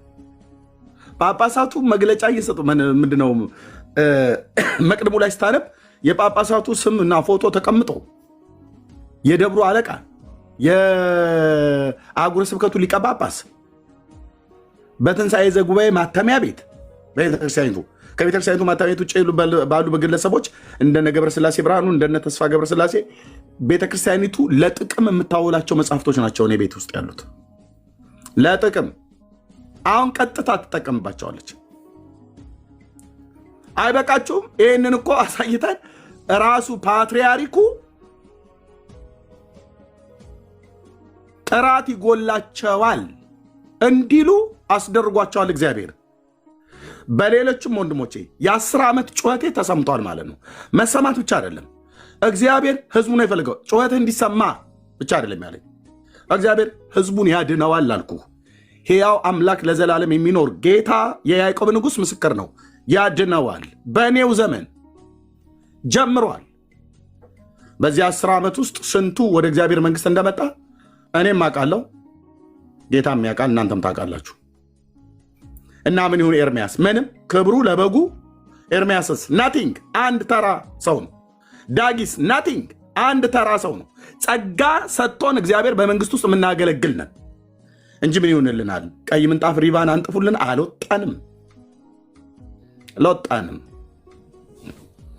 አልወጣንም። አንዳንድ ጴንጤዎች ተደርበው ሁሉ ጭምራለ እንደ ሲናገሩ ነበር። እስኪ ስትነኩ እናያለን። እነዚህ መጽሐፍቶች ሊያድኗቸው ማለት ነው። እመታለሁ ስለ መድኃኔዓለም ምስክሬ ነው። መንገዴ ላይ ላግኝህ። ይሄ ቃል ሁሌ ነው ወደ መንፈስ የሚመጣው። ያ የግብፅ ንጉሥ ፈርዖን ኒካው የተባለው ማለት ነው ከባቢሎናውያን ጋር ውጊያ ነበረውና ከርከሚሽ ላይ ሲሄድ ኢዮስያስ የሚባል ደገኛ የእስራኤል ንጉሥ በማይመለከተው መንገድ ገብቶ በዛ ገደለው። በሜጊዶ ሜዳ ላይ ሸለቆ ውስጥ ገደለው። ማንን? ኢዮስያስን። ለምን? አይመለከተውም። ኢዮስያስ አርፈ ተቀመጥ ወንድሜ፣ ጴንጤው ኢዮስያስ አርፈ ተቀመጥ። ኢዮስያስ ብዬስል የናቲን ወንድም እያልኩ አይደለም። እንደ ንጉሱ እንደ ይሁዳው ንጉሥ የምትንቀዠቀዡ ማለት ነው። ኤርሚያስ አሁን ይሄ ፓስተር ነው ብላችሁ ምትሉት ከበስተኋላ አሁን የሚያስወራው ማለት ነው። ከፌስቡክ ጀምሮ ሲሰርበኝ የነበረ ሰው ነው። ይሄ አሌክስ ነው ማን የሚባል የከሰረ ፓስተር፣ ጸጋው የተላጨበት መሰማትን ይፈልጋል። መንፈስ ቅዱስ ካልሰጠ በስተቀር መሰማትን አትላላጡ። አንዳንድ መሰማትን ፈልጋችሁ የምትመጡ ከፌስቡክ ጀምሮ ሲሰድበኝ ነበር፣ አውቀዋለሁ። ለዚህ ነው ምላሽም አልሰጠው። የከሰርክ ፓስተር እኮ አልኩ። ያን የድሮ ጸጋህን አስላጭተህ ወይም ደግሞ ጸጋ ሳይሰጥህ እግዚአብሔር ዝም ብለህ ከረባትህን አስረህ ቦርጭን አንዘርጠህ ፓስተር ነኝ ብለህ የምትል ማለት ነው። ዳርያስ ይለፈልፋል። ወጥቶ ማለት ይለፍልፍ። የከሰራችሁ ፓስተሮች ጸጋችሁን ደሊላ ጭን ላይ ተኝቶ ሳምሶን እንዳስላጨው ያስላጫችሁ። ኤርሚያስን ወጥተህ ስለተናገርክ ታስቆመ ይመስሎ ከሆነ በጣም ተሳስተሃል አልኩ። በጣም ተሳስተሃል። የኛዎቹ ኢዮስያሶች ማለት ነው። በማይመለከትህ ጦርነት ገብተህ ልትዋጋ። ኢዮስያስ በማይመለከተው ጦርነት ነው የገባው። የፈርዖንን ንጉሥ ኒካውን እግዚአብሔር ነበር የላከው። ባቢሎናውያንን እግዚአብሔር የባቢሎን ንጉሥን በከርከሚሽ ላይ ሊቀጣው ሲፈልግ እግዚአብሔር ኃያላን መንግስታትን በኃያላን መንግስታት ላይ ያስነሳል። ባቢሎንን የቀጣት በሜዶንና በፋርስ ነው። ሜዶንና ፋርስን የቀጣት በግሪክ ነው። ግሪክን የቀጣው በሮም ነው። ኦኬ። እግዚአብሔርን መንግስቱ ሁሉን ትገዛለች። ዙፋኑን በሰማይ ሰርቶ መንግስቱ ሁሉን ትገዛለች። እንደ ፍቃዱ ምክር የነገስታትን ልብ ወደ ወደደ ያዘነብላል። ኢዮስያስ ደገኛ ንጉሥ ነው። ከዳዊት ቤት የተገኘ ነው። ከመወለዱ ከ300 ዓመት በፊት ስሙ ተጠርቶ ትንቢት የተነገረለት ብላቴና የ8 ዓመት ልጅ ግን የማይናቅ ስራ በእስራኤል ላይ ተሐድሶን ያመጣ እግዚአብሔር ድልን የሰጠው መከናወንን የሰጠው ለእግዚአብሔር የቀና በአባቱ በዳዊት መንገድ ሄደ። ያሳዝናል። አንዳንዶቻችሁ በማይመለከት ጦርነት ገብተህ ጌታ ኢየሱስ ምስክሬ ነው አልኩ። መልአክ ሁሉ ሊመታ ይችላል። አትጠራጠረኝ አልኩ። ቅዱስ የእግዚአብሔር መልአክ ሁሉ ሊመታ ይችላል። መታው ይላል። ሄሮድስንም መልአኩ መታው፣ በትልም ተበልቶ እንዲሞት አደረገው ይላል። የእግዚአብሔርን ቃል ሲያጣመም የነበረ ማለት ነው። እመነኝ አልኩ። ጴንጤ ሆነህ መንገዴ ላይ ቆመህ አንተ ለገድል ለድርሳን አትከራከር ከሆነ አባቶች የተባሉት ጥራት ይጎላቸዋል አስብሏቸዋል እግዚአብሔር። ናና ግጠመኝ አልኩ። ጴንጤም ብትሆን ቅዱስ የእግዚአብሔር ልጅ ኢየሱስ ምስክር ነው። ናና ግጠመኝ። አንተ ገድላትና ድርሳናትን ልታስጥል አይደል? ሙሉ ወንጌል ተሸጉጠህ፣ ቃለ ሕይወት ተሸጉጠህ፣ መካነ ኢየሱስ ተሸጉጠህ፣ አታጠናም፣ መጽሐፍ ቅዱስ አትጸልይም፣ እግዚአብሔር ምን እየሰራ እንዳለ አታቅም። መጥተህ እኔና ዳጊን ወይ ቤካ እናንተናል ለመሳደብ ይመታሃል አልኩ። ቅዱስ የእግዚአብሔር ልጅ ምስክር ነው። አትጠራጠር። ማስፈራራት አይደለም። እናንተ ይህንን የጽድቅ ቃል እንዳይሰበክ እግዚአብሔር አውሬውን ሲመታው አብራችሁ የምትወራጩ ጴንጤዎች መልአክ ሁሉ ጭምር ሊመታ ይችላል። የእግዚአብሔር መልአክ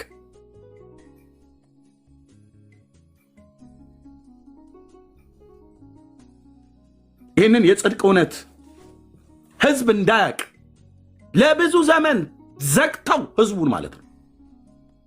ህዝባችን እኮ መጽሐፍ ቅዱስን እኮ አያውቅም።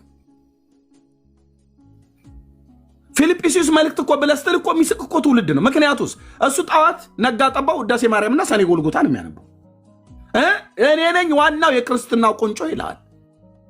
እናንተ መች መጣችሁና ትናንትና የመጣችሁ ገለባዎች ይሉሃል። ይበሉ ስድቡን የፈለጉትን። ጴንጤ እኮ ማለት አተላነት ነው ይልሃል። የፈለገውን ይበል ብራዘር። ና ሜዳው ላይ ግን ና ሜዳው ላይ ጴንጤ አተላ መሆኑን አለመሆኑን እኔ ያሳይሃለሁ። ወንድሜ ዳጊ ያሳይሃል። እናሳይሃለን። አተላ ከሆንን አተላችንን ታሳየናላ። በደንብ ዘርዘር አድርገህ ታሳየናለ። ወንድሞቼ በደንብ እናወራለን። እህቶችም አሉ እናወራለን። ካልሆነ በስተቀር በቃ በሽካ ነው ማለት ነው። ተናደ ማለት ነው። አተላ ምናምን ብለህ የምትለው ማነው? አተላ ላይ ተቀመጠ። አተላችን ምንድን ነው? የጴንጤው አተላው ምንድን ነው? ኦኬ ዘርዘር አድርገህ ትነግረናለህ። የት ነው ይሄ አተላ የተገኘው? ከየትኛው ቤተክርስቲያን ነው የወጣው? ምንጩን ንገረን እንልሃለና። ከሌለ በቃ የቡና ወሬ ነው። የቡና ወሬ ደግሞ ድሮም ጀምሯችሁ ስትዋሹብን ነበረ። ኦኬ ጌታ ይባርክ ብለን እኛ ስራችን እንቀጥላለን። ለበበሉ እግዚአብሔር በስራ ላይ ነው። እንደ ፈርዖን ኒካው አይነቶች ናቸው። አሁን ያዛ የምትሉት ፓስተር ነኝ ብሎ የሚል በማይመለከተው ጦርነት አይ ዮሴያስ ነቢዩ ኤርምያስ አልሰማም። ነቢይት ህልዳና የምትባል ነበረች በሱ ዘመን። አይ ቲንክ በእድሜ ቢበልጥም እንባቆምም የነበረው በዚያው ዘመን አካባቢ ላይ ነው። ነቢዩ እንባቆም አቆም ብሎ ቢለውም አያቆምም። ህልዳናም ብትጠይቀው አያቆምም። ነቢዩ ኤርምያስን ቢያወራውም አያቆም። በእርግጥ ህፃናቶች ናቸው ሁለቱም፣ ግን ህፃን ናቸው ብለህ የምትንቃቸው አይደለም። ኢዮስያስም ህፃን ነው፣ ኤርምያስም ህፃን ነው። ብላቴና ነኝ አትበል ነው ብሎ ያለው። አንተ በጣም በቃ ጌታ የሚናገረው በውርጫቸው በጣም የተንዘረጠጠ ጺማቸው ሁለት ገብስማ ፀጉር ያበቀሉ በሚመስሉ ሰዎች መስሎ ብቻ ከሆነ ተታላል።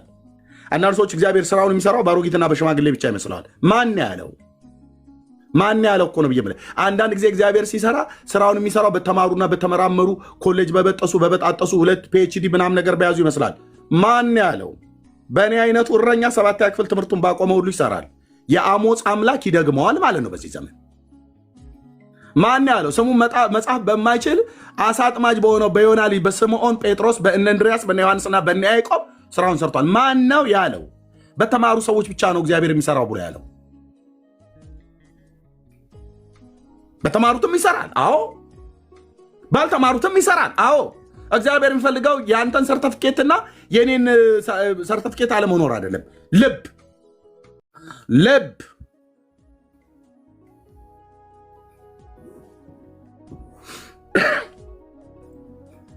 በኢዮስያስ እና በኤርሚያስ ዘመን ብታስብ ለነቢይነት የተጠራው ኤርሚያስ ሕፃን በጣም እኮ አስቂ ነው ዘመኑ። በጣም ዝም ብለህ ስታየው በእግዚአብሔር ሀሳብ ላይ አልስቅም። ዝም ብለህ ስታየው ቆይ ማነው ንጉሱ በዚህ ዘመን የተሾመው ብለህ የ8 ዓመት ልጅ ኢዮስያስ ንጉሱ የ8 ዓመት ልጅ ኢዮስያስ የተጠራው ነቢይ ሕፃን ለንግስና የተቀመጠው ሕፃን ሕፃን ይህማ ዝም ብሎ ኩታራ የበዛበት ምናምን ነገር ብለህ ልትለው አትችልም። አትችልም። ሕፃናት ናቸው ግን ቅቡዓን ናቸው። ሕፃናት ናቸው ግን እግዚአብሔር ከሰማያት አይቶታል። ኪንግ ጆዛያን አይቶታል። ኢዮስያስን ጣዖት አምላኪ ሆኖ ከዳዊት ፍቃድ በራቀ በአባቱ በአሞጽ ቤት የተወለደ ብላቴና ነው። ገና የ8 ዓመት ልጅ። ይህም ብይ ጫወት እንጂ ና ባቡሽዬ እንትን ልግዛልህ ጀላቲ ከረሜላ ጠጠር ይሻላል ወይስ ደስታ ምናምን ነገር ብለህ ልትለው የምችለው እኮ ልጅ እኮ ነው። ወይኔ ጌታዬ ስራህ፣ ወይኔ ጌታዬ ስራህ እንዴት ግሩም ነህ፣ እንዴት ድንቅ ነህ። ወስዶ ዙፋን ላይ ጀግናው ዳዊት በተቀመጠበት ዙፋን ላይ ኪንግ ጆዛያ ኢዮስያስ እንዴት እንደምወደው በአባቱ በዳዊት መንገድ ሄደ ይላል። ገና ብላቴና ነው እና ገና በነገሰበት ዘመን ጠረጋ ነው የጀመረው። የምን ጠረጋ? የጣዖት አምልኮ ጠረጋ። ከእስራኤል ምድር ከተራራማው ከኤፍሬም ሀገር ከብንያም ምናምን ነገር የሚባል ከደቡብ እስከ ሰሜን ከምስራቅ እስከ ምዕራብ አጽዱ ጣዖት ያመለኩ። እሱ ከመወለዱ በፊት በናባጥ ልጅ በኢዮርብዓም ዘመን ጣዖት ያመለከ ቄስ ነኝ ኮሄን ነኝ ራባይ ነኝ ብሎ ያለ ሁሉ የት ነው የቀበሩት? መቃብሩን አሳዩኝ እያለ መቃብሩን ሲያሳዩት ቆፍሩ። ምኑን? ንጉሱ ትእዛዝ ቆፍሩት። ምኑ? መቃብራቸው እኮ ነው። የዛሬ 3 ዓመት እኮ ነው። የዛሬ 300 ዓመት ነው የሞቱት። 300 ዓመት የሚሆን ቆፍሩት ማለት የሳቸው እኮ በጣም እኮ በዚያ ዘመን እኮ እንትን ቆፍሩት። የንጉሥ ትእዛዝ ነው። ቀጭን ነው። እንደዚህ 2 3 ትእዛዝ አይሰጥም። ቆፍሩት። ከዛስ አጽማቸውን አውጡ። ወይኔ ጌታዬ ኢየሱስ አውጣው። ጭንቅላቱን ሁሉ አውጣው፣ እግሩንም አውጣው እና ረብርቡ በአንድነት እናስ እሳት ለኩሱበት አላቸው። አቃጥሉት አላቸው። የእግዚአብሔር ቅናት ይህንን ያደርጋል። አቃጥሉት አጽማቸውን። የታቅና የእግዚአብሔርን ቅናት አቃጥሉት አላቸው። ይህንን የሰራ ሰው ነው። ሳይወለድ ከ300 ዓመት በፊት ስሙ ተጠርቶ በነቢይ ስሙ ባልታወቀ ነቢይ ስሙ የተጠራ ንጉሥ። አይገርም? ከይሁዳን ሄደው ያ ንጉሥ ማን ያ ነቢይ በዳና በቤተል ጥጃ አቁሞ ኢዮርብዓም እያጠነ በነበረበት ሳ ላይ በአንደኛ ነገሥት መጽሐፍ ምዕራፍ 13 ላይ ታገኙታላችሁ ታሪኩን። የአምላኬ መንፈስ ከይሁዳ ልኮት ሂድና ለናባጥ ልጅ ለኢዮርብዓም ትንቢት ተናገር አለው። ተናገረ። የአባቶቼ የነቢያት መንፈስ ጌታ የእግዚአብሔር ለዘላለም ስም ይባረክ። ሂድና ትንቢት ተናገር አለው። ሄዶ ትንቢት ሲናገር የነበረ ስሙን እንኳን አናውቀውም። ስሙን አላውቀውም የነቢዩን ግን እግዚአብሔር ከይሁዳ ነቢይ ላከ ይላል። ወደ ሰማርያ ሄደ፣ ወደ ቤተል ለጥጃ የሚሰግድ ትውልድ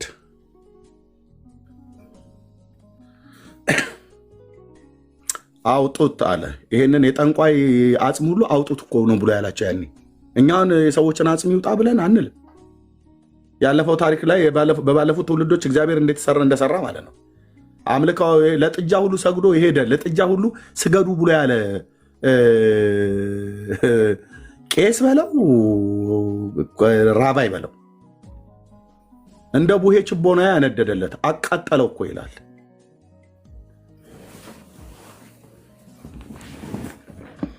ኦ የኔ ጌታ ለዘላለም ስም ይባረክ፣ ለዘላለም ስም ይባረክ። አባዬ ጌታዬ ኢየሱስ ለዘላለም ስም ይባረክ።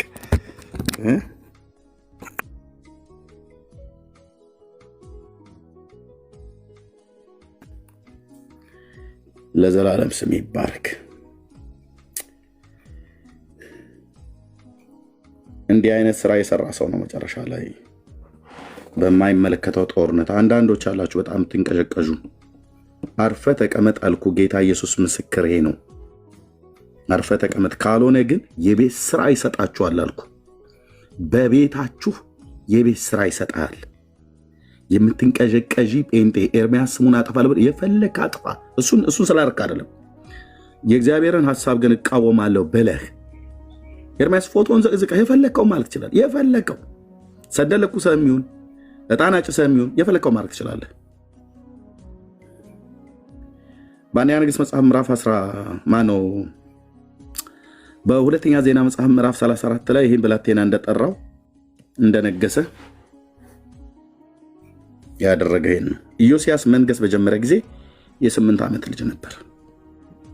የ8 ዓመት ልጅ እንዴት ነው የሚነግሰው? እስቲ በሐሳብ እስቲ ማለት ትንሽ እናንሸራሽረው ሐሳቡን ብለህ ብትል ምን አገባህና ታንሸራሽራለህ? ማን ጥልቅ አድርጎ አሁን ነው ትውልድ እናንሸራሽር ብሎ የሚለው ማን ነው አለ? እዛየ እግዚአብሔር ነው።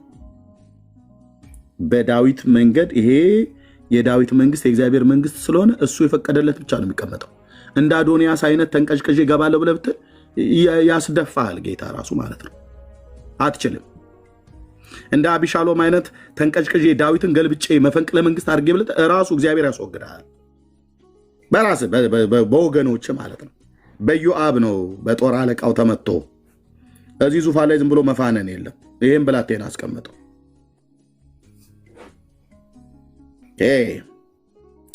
በእግዚአብሔር ፊት ቅን ነገርን አደረገ። የ8 ዓመት ልጅ በአባቱ በዳዊት መንገድ ሄደ፣ ወደ ቀኝም ወደ ግራም አላለም። ይኸው ነው የሚያስፈልገው ብራዘር። የምን ወደ ቀኝ ወደ ግራ እርፍ ጨብጠን የለም። በነገሰ በ8ኛው ዓመት ይልልሃል የመጀመሪያ ስራው።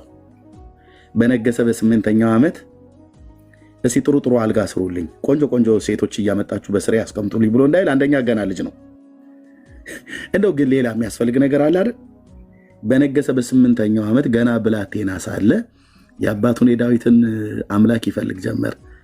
በ12ኛው ዓመት በነገሰ በ4 ዓመት በኋላ ማለት ነው የ12 ዓመት ልጅ ሆኖ ይሁዳና ኢየሩሳሌምን የኔ አባት የኔ አባት የኔ አባት የኔ አባት ከኮረብታው መስገጃዎችና ከማምለኪያ አጸዶችን እንጨቶች ብሎ ማለት ነው ቅቤ የሚቀቡለት ከተቀረጹትና ቀልጠው ከተሰሩት ምስሎች ያነጻ ጀመር አልኩ።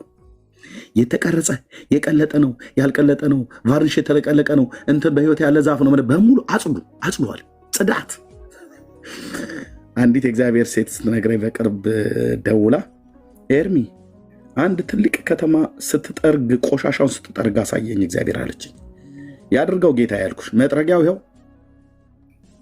ያድርገዋ። በህልምና በራእይ በጣም ነው የማምነው። ያድርገው። በጣም ብዙ ህዝብ ይዘህ ስትጠርገው ነበር ቆሻሻውን። ለእኔ ይገባኛል ሳይነት ለአንቺም ይገባሻል፣ ለአንተም ይገባሃል። እሺ ያነጻው ጀመር። የበዓሊንም መሰዊያዎች በፊቱ አፈረሰ ይላል። ልጁ ልጅ ነው ግን በአባቶ ዘመን ተሰርቶ ተብሎ የተባለውን ሁሉ ማለት በትውልዶች ታሪክ ለ300 ዓመት ተቀምጦ የነበረውን ሁሉ ማለት ነው። በፊቱም በላዩም የነበሩትን የፀሐይን ምስሎች የማምለኪያ አጸዶችን ቆረጠ ይላል። ሃሌሉያ ሃሌሉያ። የተቀረጹ ቀልጠውም የተሰሩ ምስሎችን ሰባበረ፣ አደቀቃቸውም። ይሰውላቸው በነበሩት ሰዎች መቃብር ላይ በተናቸው። ከዛስ የካህናቶቻቸውንም አጥንት በመሰዊያዎቻቸው ላይ ያቃጠለ። ዋት ቅድም የነገርኩ ማለት የባ መቃብር ነው። በዮሲያስ ማነው በኢዮርብዓም ዘመን የነበረ ነው። አዎ የማን ይሄኛው መቃብር ይታወቃል። መቃብራቸው ይታወቃል። ድሮ አለ ተጽፎበታል። ደግሞ ሩጫውን ጨረሰ ተብሎ ማለት ነው። ይሄ ሩጫም ትውልድ ሩጫውን ጨረሰ፣ በጌታም ፍቃድ ሄደ፣ ተሰበሰበ ወደ ጌታ እየተባለ ሁሉ የተጻፈለታል ሐውልቶቻቸውን። እንዴት ነው ነገሩ? እንዴት ነው ነገሩ? እንዴት ነው ነገሩ? አንተዬ እንዴት እኮ ነው ነገሩ? በሰላም አንቀላፋ ተብሎ የተባለለት ሁሉ ማለት ነው። ኢዮስያስ መጠየቅ ጀመረ። ይሄኛው መቃብር ሴማን ነው? ይሄ ሰው በኢዮርብዓም በናባጥ ልጅ በኢዮርብዓም አንተ ከመወለድ ከ300 ዓመት በፊት የነበረ ሰው ነው። ታሪኩን እናውቀዋለን። እና በዛ ንጉሱ ኢዮርብዓም በዳንና በቤተል ያቆማቸው 2 ጥጆች አልነበሩ ተብሎ ስለተጻፈ ክቱቢም ላይ ተጽፏል አለ። ተዚህ ይላል። ደግሞ ልጁ ገና 8 ዓመት ሆኖ ሌዋውያንን ሰብስቦ መጽሐፉን አምጡልኝ ብሎ እኮ ነው ያስነበበው። ጌታ ኢየሱስ ስም ይባረክ። ጌታ ኢየሱስ ስም ይባረክ። የዳዊትን አምላክ መፈለጉ መጽሐፍቱን አምጡልኝ ብሎ ሌዋውያን ካህናቱን ሁሉ ሰበሰባቸው። ካህናቱን ጥሩልኝ፣ የእግዚአብሔርን ካህናት ጥሩልኝ ብሎ ከዛ ካህናቱ ሲመጡ ህጉን አምጡ አለ። ህግ ከካህን ምክር ከጠቢብ ቃልም ከነቢይ ስለማይጠፋ ካህናቱን ጠራና መጽሐፍቱን ያስነበበው። ኦኬ እንዴት እኮ የኔ አባት የኔ አባት የካህናቶቻቸውንም አጥንት ይላል። አጥንታቸው እኮ መቃብር ውስጥ ነው ያለው። አዎ ክፈቱ እየተባለ ቆፍር አውጣው። የእንትና እኮ ኧረ የእሳቸው ዘመድ አውጣ። ምን ምድር የተገኘ መቃብር ውስጥ ጭንቅላቱ ይኸው፣ ቅልጥሙ ይኸው፣ መቀመጫው አካባቢ የነበረ አጥንት ይኸው፣ ሰብስብ አምጣ፣ እዚህ አስቀምጥ። ይሄኛው ሴማ መቃብር ነው። እሱም በእሱ ዘመን እንደዚህ የነበረ እሺ፣ እሱንም አውጣ። ካን ኢማጂን የእግዚአብሔር በቀል እኮ አልኩህ። የእግዚአብሔር በቀል እኮ አልኩህ። የእግዚአብሔር ቅዱስ በቀል እኮ አልኩህ። አውጣ። ኧረ በተኙበት የዛሬ 300 ዓመት የተቀበረ ፈልግ። አጥንት ካለ መቃብር ውስጥ ይቆፈራል። እዛ አጥንት አገኘን እዚህ እጁ አካባቢ ላይ ምናምን የተገኘውን ብቻ አጥንት ሰብስብ አስቀምጥ። ከዛ መሰዊያዎቻቸው ደግሞ የቆሙበት ነበረ። አጥንቱን ሰብስበው መሰዊያው ላይ አድርገው የካህናቶቻቸው ማለት የአገልጋዮቻቸውን አጥንት ለነዛ ጥጆች የሰገደ ያሰገደ ካህን ነኝ ብሎ ያለ ነብይ ነኝ ብሎ ያለ በሙሉ ሰብስብ እናስ በመሰዊያዎቻቸው ላይ እኔ ጌታ አቃጠለ ይላል። ሃሌሉያ! እግዚአብሔር ጻድቅ ነው እግዚአብሔር አልኩ። ቃጠለ። ይሁዳና ኢየሩሳሌምን ሁሉ አነጻ ይላል። ይሁዳና ኢየሩሳሌም ብቻ በዚህ ያበቃ። ልጁ ተነስቶበታል ብሎ እንደሚል ባለን። አዎ እግዚአብሔር ለዚህ ፐርፐዝ ነው የፈጠረው። አትለፋለፈኝ አልኩ። ዞር በል ከፊቴ።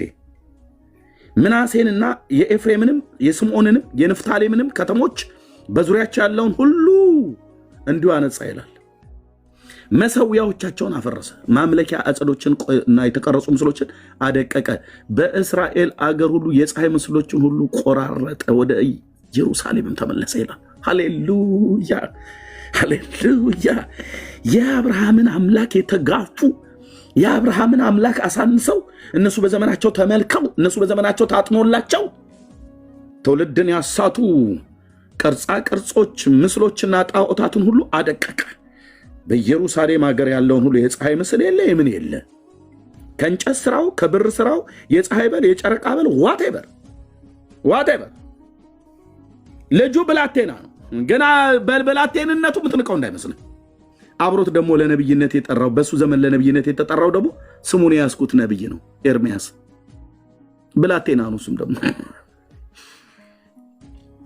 ሁለት ልጆችን እግዚአብሔር በአንድ ዘመን ቀብቶ አላስነሳም። አንደኛው ንጉስ ነው የ8 ዓመት ኢዮስያስ፣ ሁለተኛው ደግሞ እድሜው አልተጠቀሰም ግን ብላቴና ነኝ ብሏል ኤርሚያስን ለነብይነት፣ ኢዮስያስን ለንግስና። ሁለት የተቀቡ እድሜያቸው ገና ብይ ሰፈር ላይ ብይ እንደዚህ ላም ነገር እያሉ የሚመቱ በእድሜያቸው ስትለካቸው ማለት ነው። ተንቡሼ ገላ እንትን ለላ ምንም ብለው የሚጮቱበት ዘመን። እግዚአብሔር ሲሰራ ባለ ቦርጫም ሰው አይፈልግም። እግዚአብሔር ሲሰራ የግድ ማንን ልጥራ? ቆይ ትልልቆች ምን ሳሙኤልን ነው የሚያስነሳው ስልህ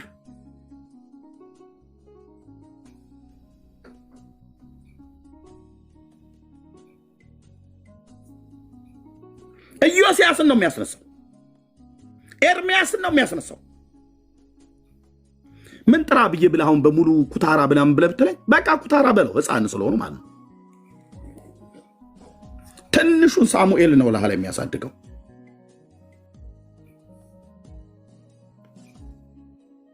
የእግዚአብሔርን ፍርድ ይናገርብሃል ማለት ነው። ያኔ በማሙሽ አንደበት እየተኮላተፈ አልኩ።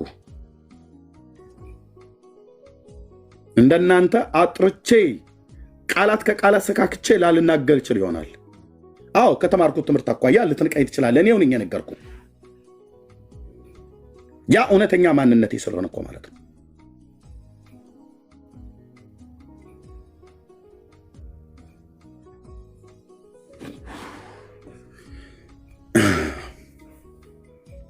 ይሄ ብላቴና ነው እንግዲህ አየህ፣ ንጉሥ ሆኖ በኢየሩሳሌም ይህንን ያደረገ የአባቶቻችን አምላክ እግዚአብሔርን እኮ አስደሰተው።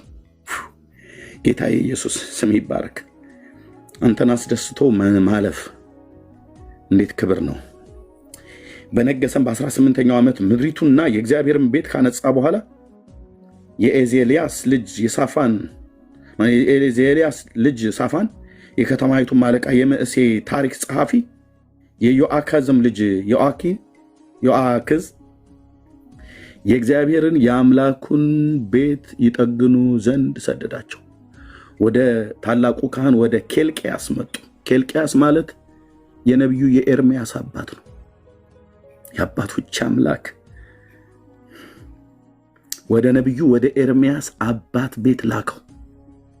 ታላቅ ካህን ነበር።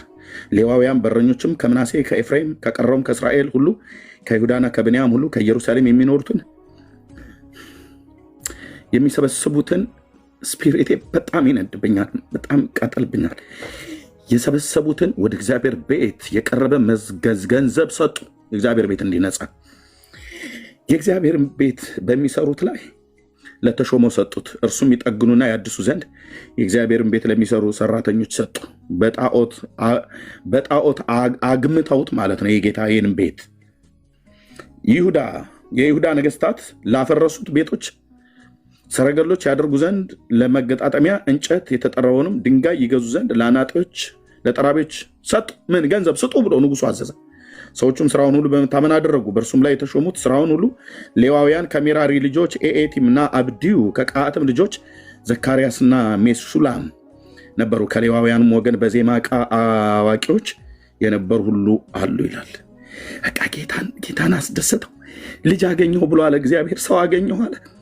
ሰው አገኘሁ፣ ለእኔ የሚቀናልኝ ሰው አገኘሁ ብሎ እግዚአብሔር በዚህ ብላቴና ደስ ተሰኘ። በዮሲያስ ደስ ተሰኘ እግዚአብሔር። እሰይ እፎይ፣ አሁን አረፍኩኝ። እንዳቃጠሉኝ እኔን ትተው ለባዕል ለጣዖት እንደሰገዱ አሁን ግን ለእኔ ሰው አገኘሁ። ለቤቴ የታመነ ካህን አስነሳለሁ ብሎ እንዳለ ሽሙኤል ነቢይን እንዳስነሳው እግዚአብሔር ልክ እንደዛ ማለት ነው። እሰይ ይላል ጌታ በሰማያት። እሱ እሰይ ብሎ ሲል ለዛ ለሰውየውን እንጂ የሚናገረው ለሌሎች አይደለም። እና ኬልቅያስም ጸሐፊው ሳፋንም የሕጉን መጽሐፍ በእግዚአብሔር ቤት አግኝቸዋለሁ ብሎ የነቢዩ የኤርምያስ አባት ነው መጽሐፉን ያገኘው። በእግዚአብሔር ቤት ውስጥ የእግዚአብሔር ቃል ጠፍቶ ነበር። የሙሴ ሕግ መጽሐፍት ቶራው እዛ ጠፍቶ ነበር። የጠፋው በእግዚአብሔር ቤት ውስጥ ነው። ከዛ የታገኘው ኬልቅያስ የሚባለው የነቢዩ ኤርምያስ አባት ነው። ጸሐፊው ሳፋንን ኬልቅያስ ማለት ነው የነቢዩ ኤርምያስ አባት። ጸሐፊው ሳፋንን የሕጉን መጽሐፍ ቶራን ማለት ነው በእግዚአብሔር ቤት አግኝቸዋለሁ ብሎ ተናገረው። ኬልቅያስን መጽሐፉን ለሳፋን ሰጠው ይላል። ከዛስ ሳፋንን መጽሐፉን ወደ ንጉሱ አመጣ። ኢዮስያስ ይኸውልህ መጽሐፉን አምጡልኝ ብሎ የአባቶች አምላክ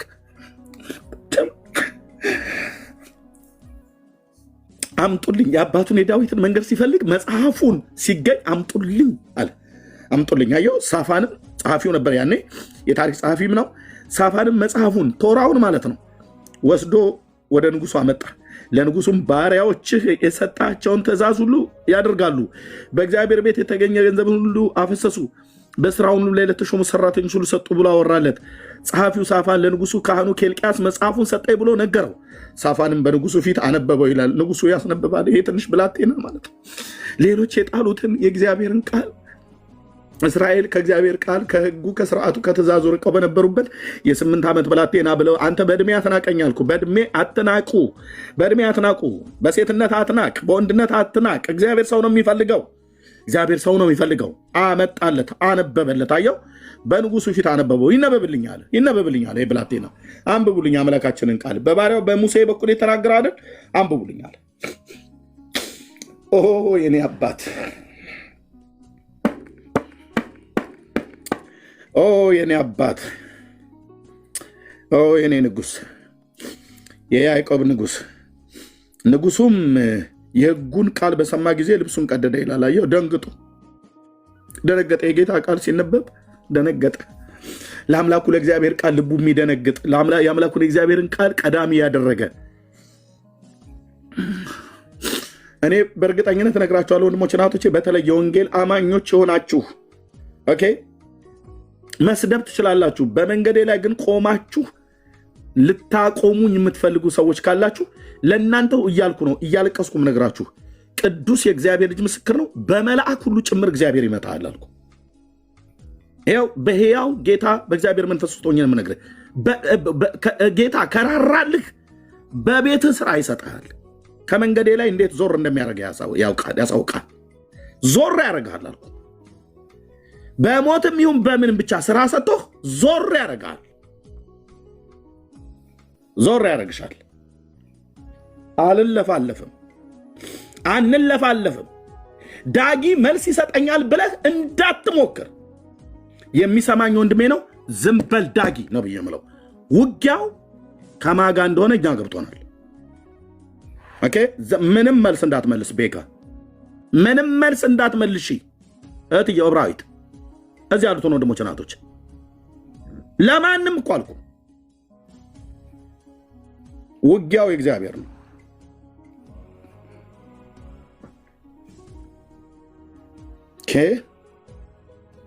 ይኸው አነበበው ይላል እና የሕጉን ቃል ሲሰማ ልብሱን ቀደደ።